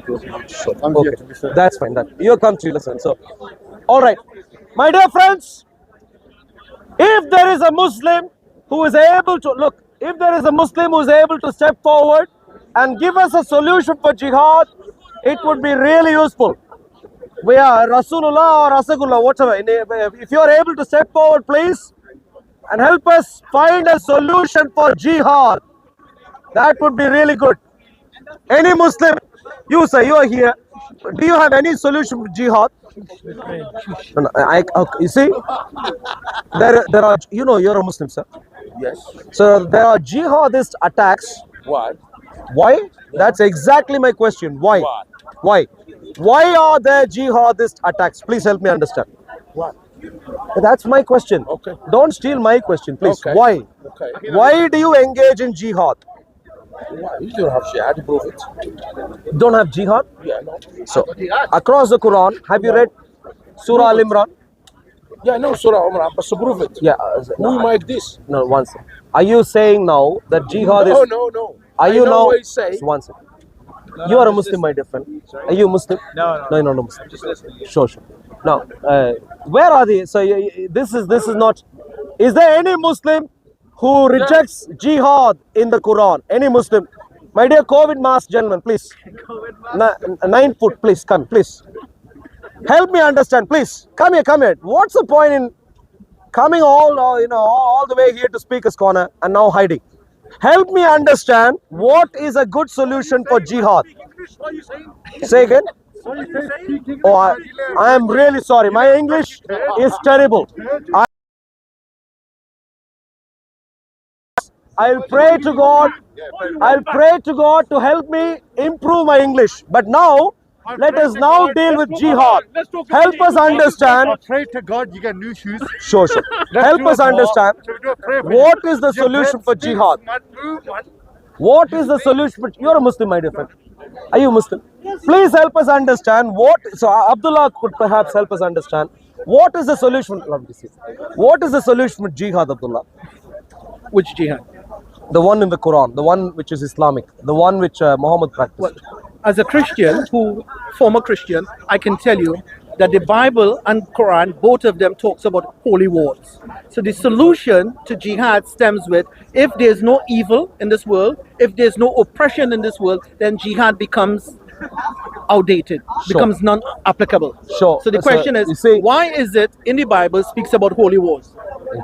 I don't know what you're talking about. Did David slay Goliath? So I'm asking you, did David slay Goliath? And when David slew Goliath, what did God say to David? He said to David, all of your fears is in my favor. And David slew Goliath. David slew Goliath, you have no problem with that. God exterminated the life of the wife of Lot. You have no problem with that. God initiated wars throughout the Bible, killing men, women, children, and even cattle and animals. In the flood of Noah. Are you planning to stop sometime soon? Yeah, I will. Yes. I'm trying to show you where the God of the Bible and the God of the Quran, he has a consistent pattern of how he treats his enemies, how he exhibit punishment on this earth. So the Quran is not in absolute exclusion of that. The Bible says it. Now, here was my final question. I'm stopping now. Wow. You said a lot of things there. Let me respond. A couple of, let's go through the details. Abdullah brought up, why did David slay Goliath? Yes. Well, David slew Goliath because Goliath showed up in Israel. Goliath challenged people who are living at peace, who are minding their own business, that they better come and fight him. And if they did not fight him and win, that he will, the Philistines would take Israelites as slaves, as captives, as subjugated people. In other words, Goliath was the Muslim of that time who was waging a jihad of that time, and therefore the non-Muslim of that time, who is David, who followed the true God, said, hey look, I am minding my own business in my own country. You are a foreigner and you don't let us live at peace in my country. Now let me come and meet you in war. What David did was, in broad daylight, he declared war because the enemy was in his land. And so he said, how dare the enemy has come here and slander the name of Jehovah. So he went to fight. That is by no means Muhammad. What did Muhammad do? What is jihad of the Quran? What is jihad of the Quran? Muhammad, instead of minding his own business, staying at his little home, wherever it was, he is moving away right now. Instead of doing that, close to you, you complain when I move away. If I come close to you and hug you, you complain. No. I can't win. I'm telling you, I told you. I hug you as a Christian brother, you complain. I told you. How can I win? I told you. What do you want me to do next? Yeah, I say there is an alternative. What's it, third? Don't come and touch me. Don't move away. Stay at a distance. That's a good alternative. Just stay there. Don't move away. So, what did Muhammad do? Instead of staying at his place, mind his own business, Let others do their stuff, whatever they wanted to do, with their own properties, with their own lives. This troublemaker, what did he do? He went around causing trouble, taking over their properties, forcing under extreme physical duress the Jews and the Christians to convert and somehow give into the delusion of Muhammad and to take him as a prophet. For what reason? God knows. So David is no comparison to Muhammad. Muhammad is an evil fellow. Jihad is evil. Don't ever compare the self-defense. Once I finish,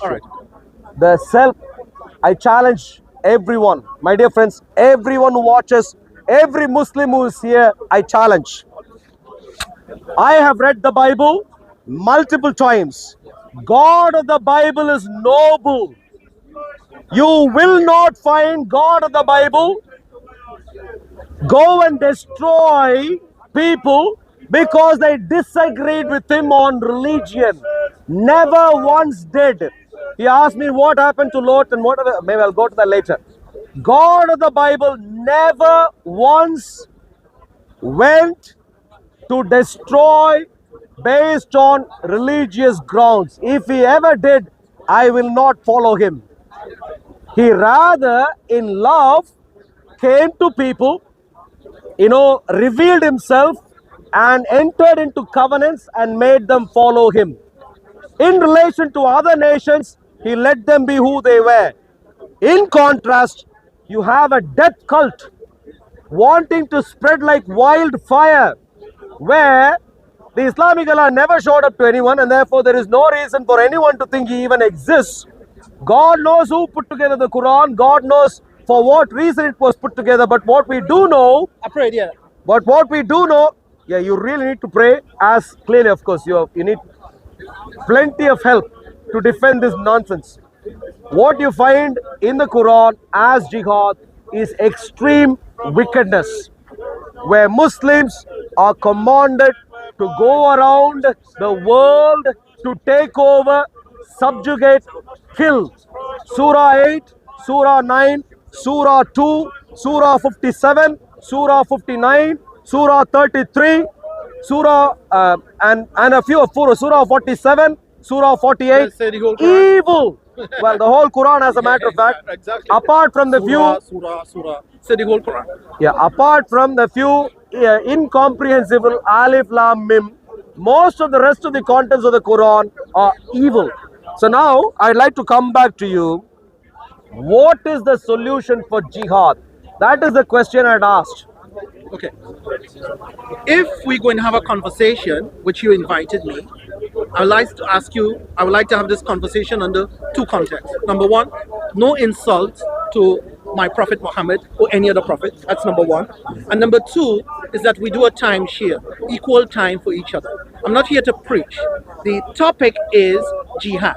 And if the topic is jihad, the question of jihad, can we say jihad is of God or is it not of God? And I say to you in this conversation, violence on earth legislated by God. When you look at Moses and you look at the plagues, God has ordained. He legislated. Are you now coming to an agreement on the topic? Is that what you're saying? We agreed on the topic. We should do some time. No. You said you wanted to rephrase. Can we agree on the topic? Is jihad evil or good? All right, we're going to discuss that. Do we agree on timing? And also, you have to agree with no insults to Prophet Muhammad. Well, what do you mean no insults? I only state facts. What do you mean by no insults? Do you agree on no insults? Well, I don't understand what you mean. I only state facts. The question is, would you agree no insults to Prophet Muhammad? Okay, listen to me carefully. We're going to repeat ourselves.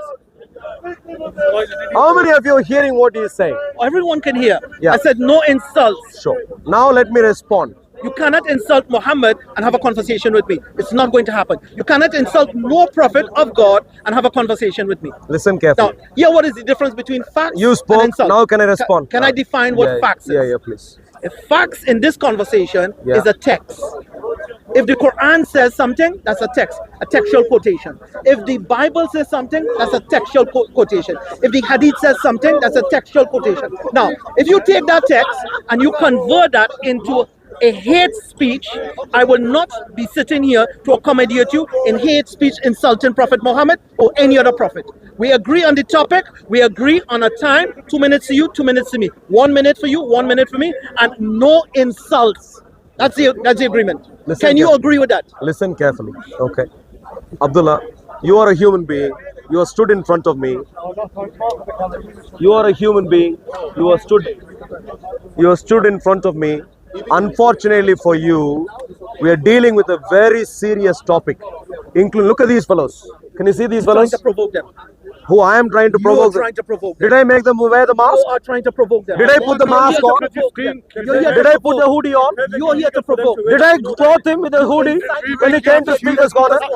You are here. Did I put the hoodie on? You are here to incite religious hatred. Look at the gaslighting involved here. You are here to Look at the incite religious gaslighting. hatred in Speaker's Corner. Oh, I am You here. are here to incite religious hatred in Speaker's Corner. Listen carefully. You're using religion to promote hatred. Listen carefully. I'm saying to you, if you want to have a conversation about jihad, let's agree on the time. No insults to Prophet Muhammad, and we have equal time to share. Yeah. Let me tell you something very important. The topic we can agree on. Jihad, is it evil or good? Good topic. We both agree on this. Now, in relation to Muhammad and your idea of insult, I don't know where you're coming from. I could not agree to some arbitrary, deviant ideas. It's deviant. All that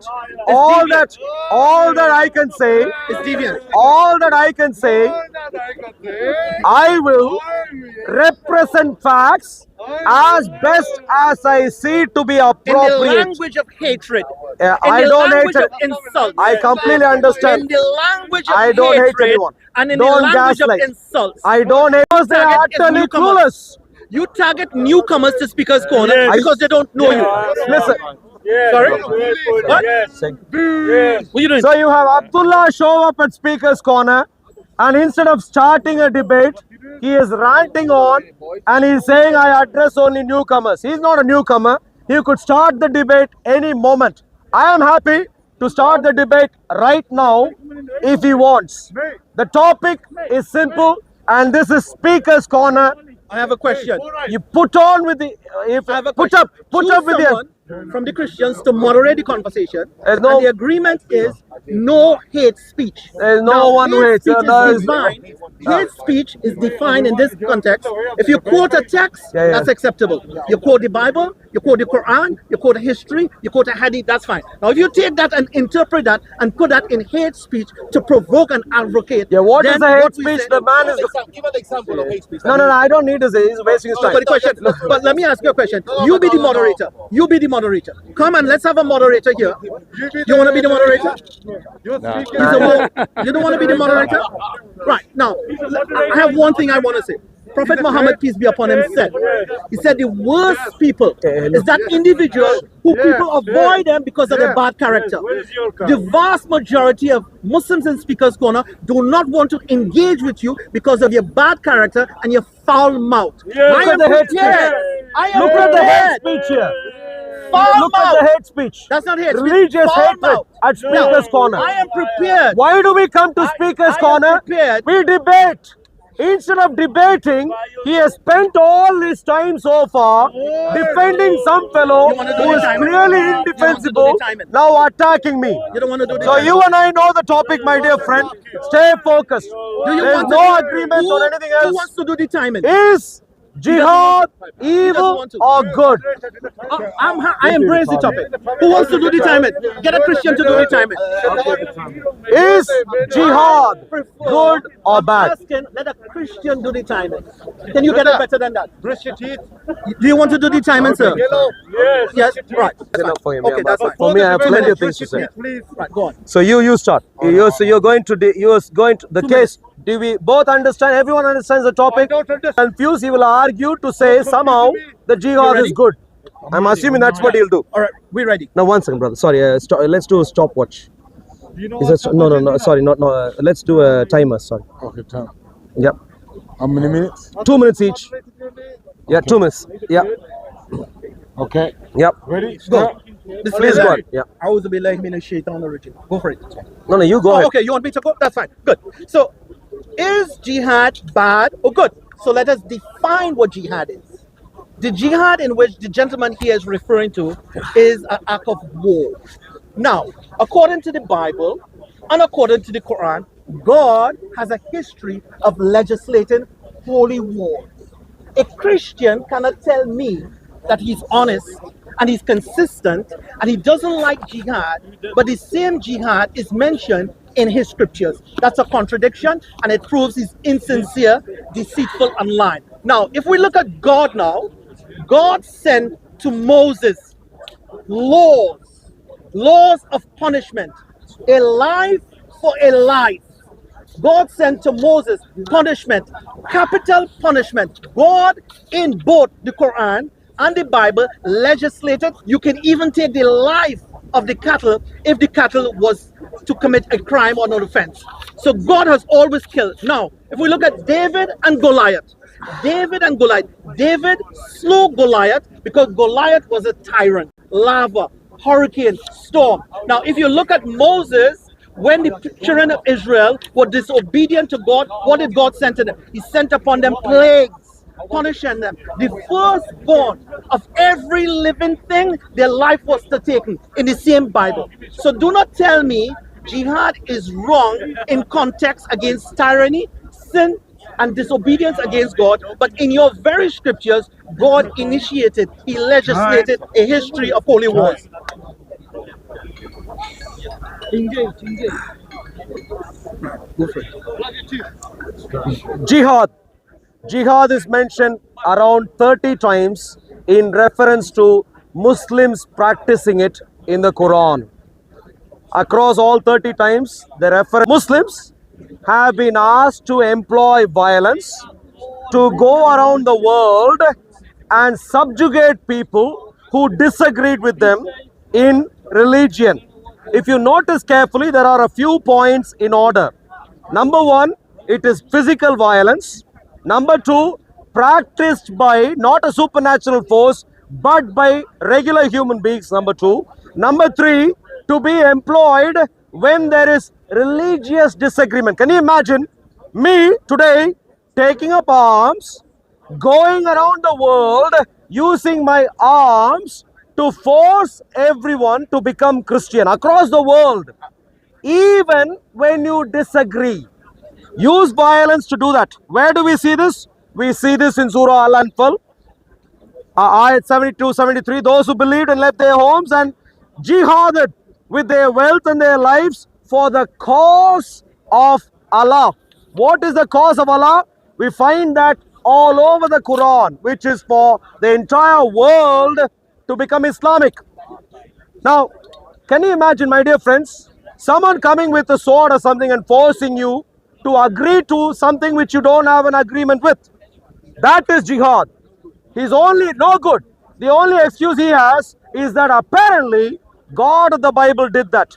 I would like for him to show one instance where God of the Bible forced someone to believe in him when they did not want to believe in him in the world, across the world. You look like him. Okay, right. So, first of all, sister, how are you doing? You're right. Good. First of all, we were talking about jihad, and I made a statement that the jihad he is referring to is in reference to wars. Now, he is making the claim that the Quran mentioned jihad specifically in regards to wars. Now, the Quran uses the word jihad not always specifically in relation to wars. It also makes the reference of jihad in against yourself. As Allah says, وَتُجَاهِدُونَ فِي سَبِيلِ اللَّهِ بِأَمْوَالِكُم. But he's not talking about that one. He's talking about the one. Don't discuss it. Don't answer. You're part of the conversation? Sorry, don't. That's fine. Part of the conversation? Do you want to get in part of the conversation? He's not talking about that. No problem. We'll pause the time. We'll pause the time. We're Christians. We pause the time. If it was possible, then why would God give anyone a choice? Please. That's fine. That's fine. No, that's fine. We'll discuss. Sorry, once. Yeah, please go ahead. No, once. I heard you when you said it multiple times. Abdullah, I'm. Please. This is Speaker's Corner. Please stay focused. Once. Please. He pause the time. Okay. Pause the time. You can start again. Yes, sorry. So, my input. You ready? Yeah. So my input is saying here, according to the Quran, jihad also means to strive hard against yourself. And every time you see jihad in the Quran, it doesn't mean specifically wars. However, the gentleman is making reference to jihad in reference to wars. So what is this jihad in reference to wars? The jihad in this reference to wars have to do with the same Sharia, the same law applied to Moses. God gave Moses laws, and in those laws have punishments. Those laws have rights, and according to Islam, jihad is applicable in which there are major tyranny, oppression, and wars against God. So God gave rights to fight against evil and oppression. Jihad is not senseless killing, as the gentleman would like to say. Jihad is not godless. It is not godless, as jihad goes right back to Moses and beyond. And the same jihad of righteousness, you see that same jihad expressed in the life of David and Goliath. And as I said that before. Good. I'll bring jihad from the Bible. The typical gaslighting Muslim who follows a typical gaslighting Islam does the typical gaslighting act at Speaker's Corner. He wants to whitewash everything. He uses the term war. Think about Manchester Arena bombings. He would like to call them war. Think about the Jewish people who are being still stabbed across our nation, in the streets of our nation. He wants to call that a war. Can you imagine the level of nonsense going on here? My dear friend, he is trying to substantiate, justify jihad by going back to Moses. My dear friends, one good important point. Find one example where God of the Bible gave an instruction to Moses and said, hey, look, go convert everyone outside of Israel to come and worship me, and if they refuse to, go kill. Find one instance. Somehow he is hiding behind a whitewashed story, nonsense, by hanging on to precious Moses, marvelous Moses. Moses is not Muhammad, my dear friends. Speak about what Muhammad taught. What is jihad according to the Quran? It wasn't a law. It was an expansionary tactic that was given to people who did not agree to it. Jihad was instructed to be practiced by Muslims. Violence to be employed going across the world to take over the world for Islam. Did Moses do this? No. Did Moses go around the world to take over the world for Judaism? What is the level of brain damage am I dealing with here? This guy is a typical gaslighter. Jihad of Islam is on religious grounds, physical violence against people who refuse to take up Islam. Admit to it that it is straightforward evil. This is a lie. This is a lie. You know why? Thank you. I'm not interested. No. Thank you. You have to prove it. Thank you. Thank you. You have to prove it. No.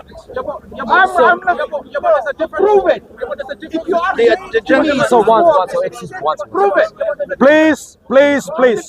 If you want a separate debate, there's plenty of space there. Please. Thank you. We can move on. Thank you. Lies. Don't wage jihad here, sir. Please. If you move there. When you say something, Wage jihad somewhere else. Thank you. otherwise, I'm going to come here and say lies. Whoa. Don't be angry, sir. Plenty of jihadis already. We don't need one more. Please move away, sir. Thank you. Thank you. Ready? Now, when we debated, we having these conversations, we have these conversations to give God the glory and to put truth forward. Now, this gentleman made a claim saying that I was in support of some jihad against Jews. I'm implying that. I never said that, and that's wrong. we were talking about textual concepts of jihad. Textual means the Bible concept of holy wars and the Quran concept of holy wars. We made no references to contemporary issues. Of jihad, I reject that and I disconnect myself from that. But he's trying to apply that to me, which I did not do. That's unfair. That's untrue. That's unjust. That's evil. Now, I'm only here to say what God says, not me.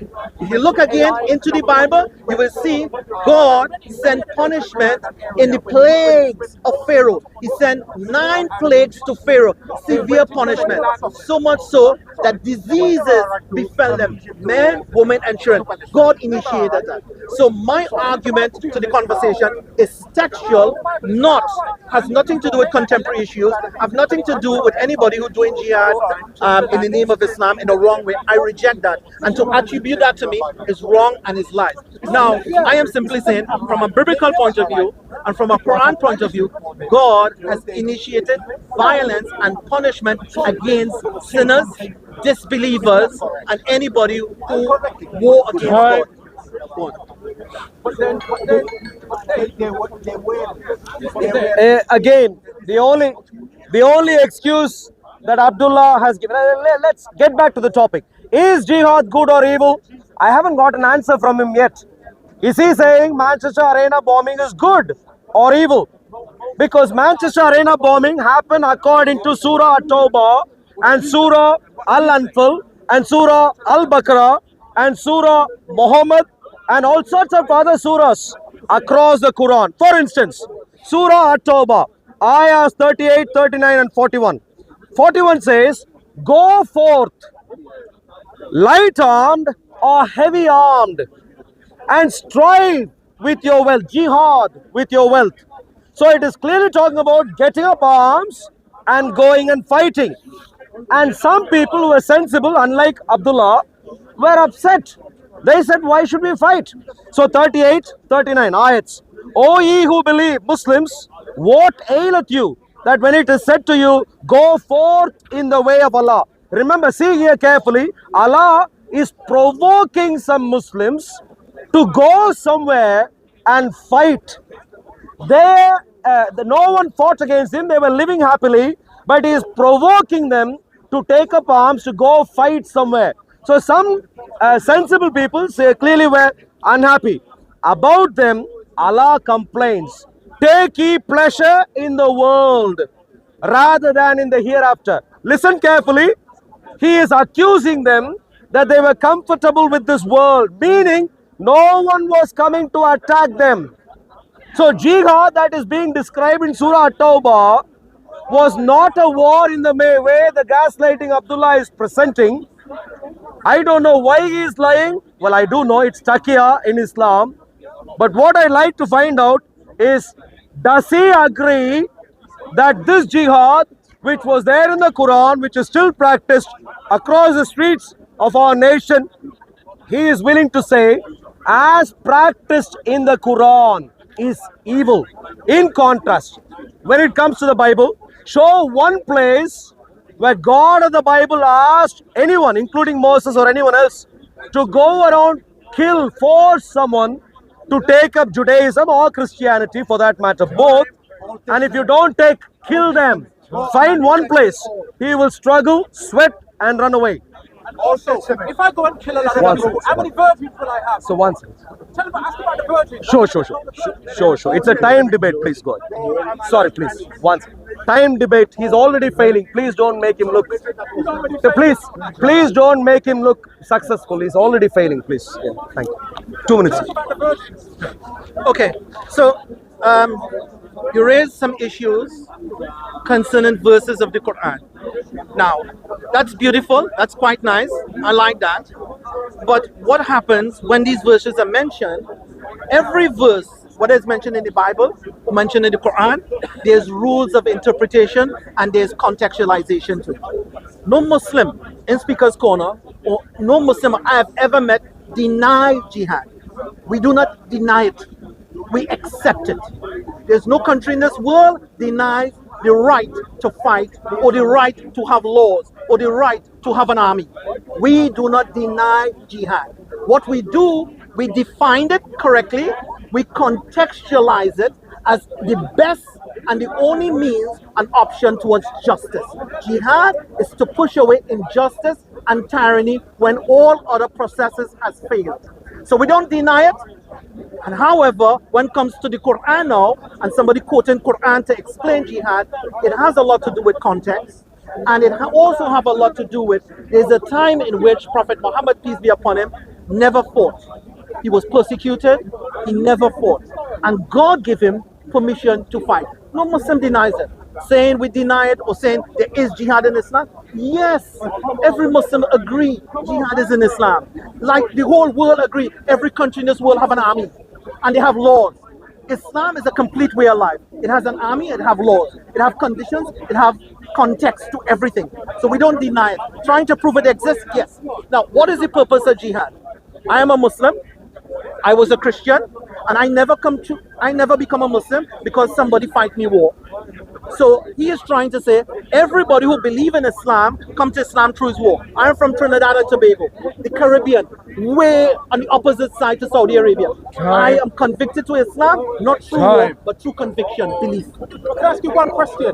No, one quick question. No, very quick one. No, please, my dear friend. I said no, and you still continue. Please. I said no, and you still continue. But please. Right? Are you well? You what? Can I please? NHS is not giving people medication. My dear, can you control yourself? Can't kill 10 please, million. please, thank you. Please, no, The please. adults is having conversation here. Please. Adults is having conversation Please. here. Please. Oh, time. Yes, for adults. So Abdullah, gaslighting Abdullah tells me jihad is a war waged in self-defense, and he says somehow understanding context will help me understand that. I'll give you context, my dear friends. Muhammad of the 7th century was the Osama bin Laden of today. Muhammad of the 7th century is the Boko Haram and his entourage. That is where it's Can I- done for me. Anytime it's go to that level, it's done. Can I, whoa. No. This is called detail, facts. No. He's disturbing me right now. He's disturbing me right now. I'm just saying, on this I'll give you point it's over. It context. was going good. I On will this give point you. it's over. I will give you when context. You start calling I will. Muhammad, no, it's over. Sorry. When I call Muhammad what? It's over. All right. So the Abdullah runs away. Look at him run away. Muhammad. Look at him run Yes, away I run. Yes, because I he cannot Yes, defend I Muhammad. run. You know I run. Muhammad is evil and he can't defend Muhammad, and he runs away. When you said Running away, that's why is they the don't only have a solution. conversation Could with I finish my 2 minutes? That's why they don't want to have conversation. Could I with you. finish my 2 minutes? Not with me. You can started. spend Could it. I finish my 2 You minutes? said Muhammad Could is I evil. finish? Religious Could I finish hatred. my 2 minutes? You're here to promote Could I religious finish my 2 hatred. minutes? You're here to provoke Could I finish and my 2 incite minutes? violence. Could I finish my 2 When minutes? you incite violence, Could I?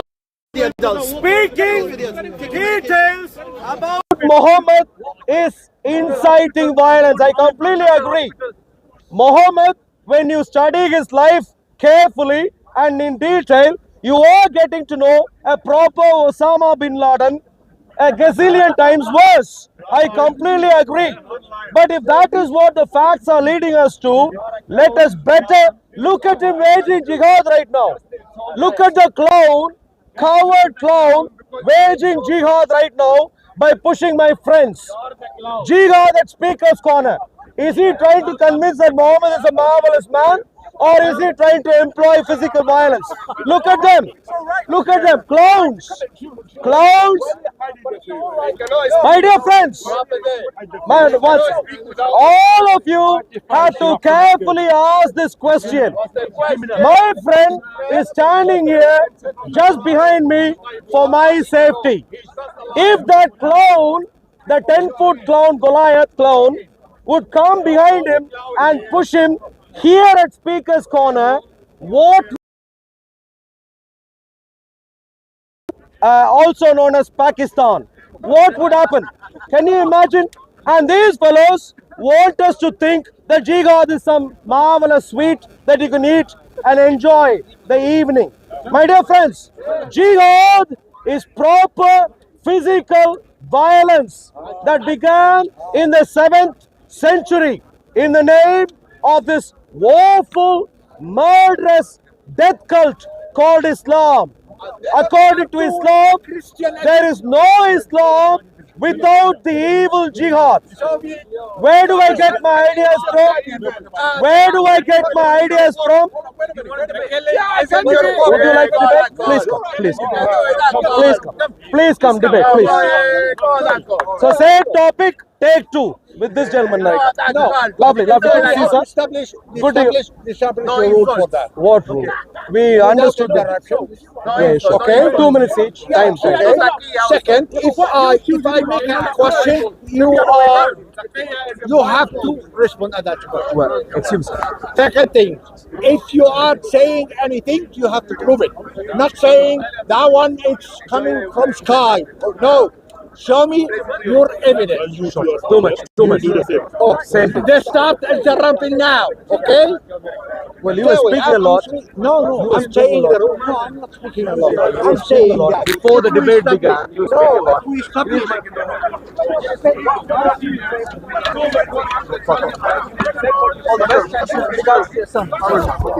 How old is he?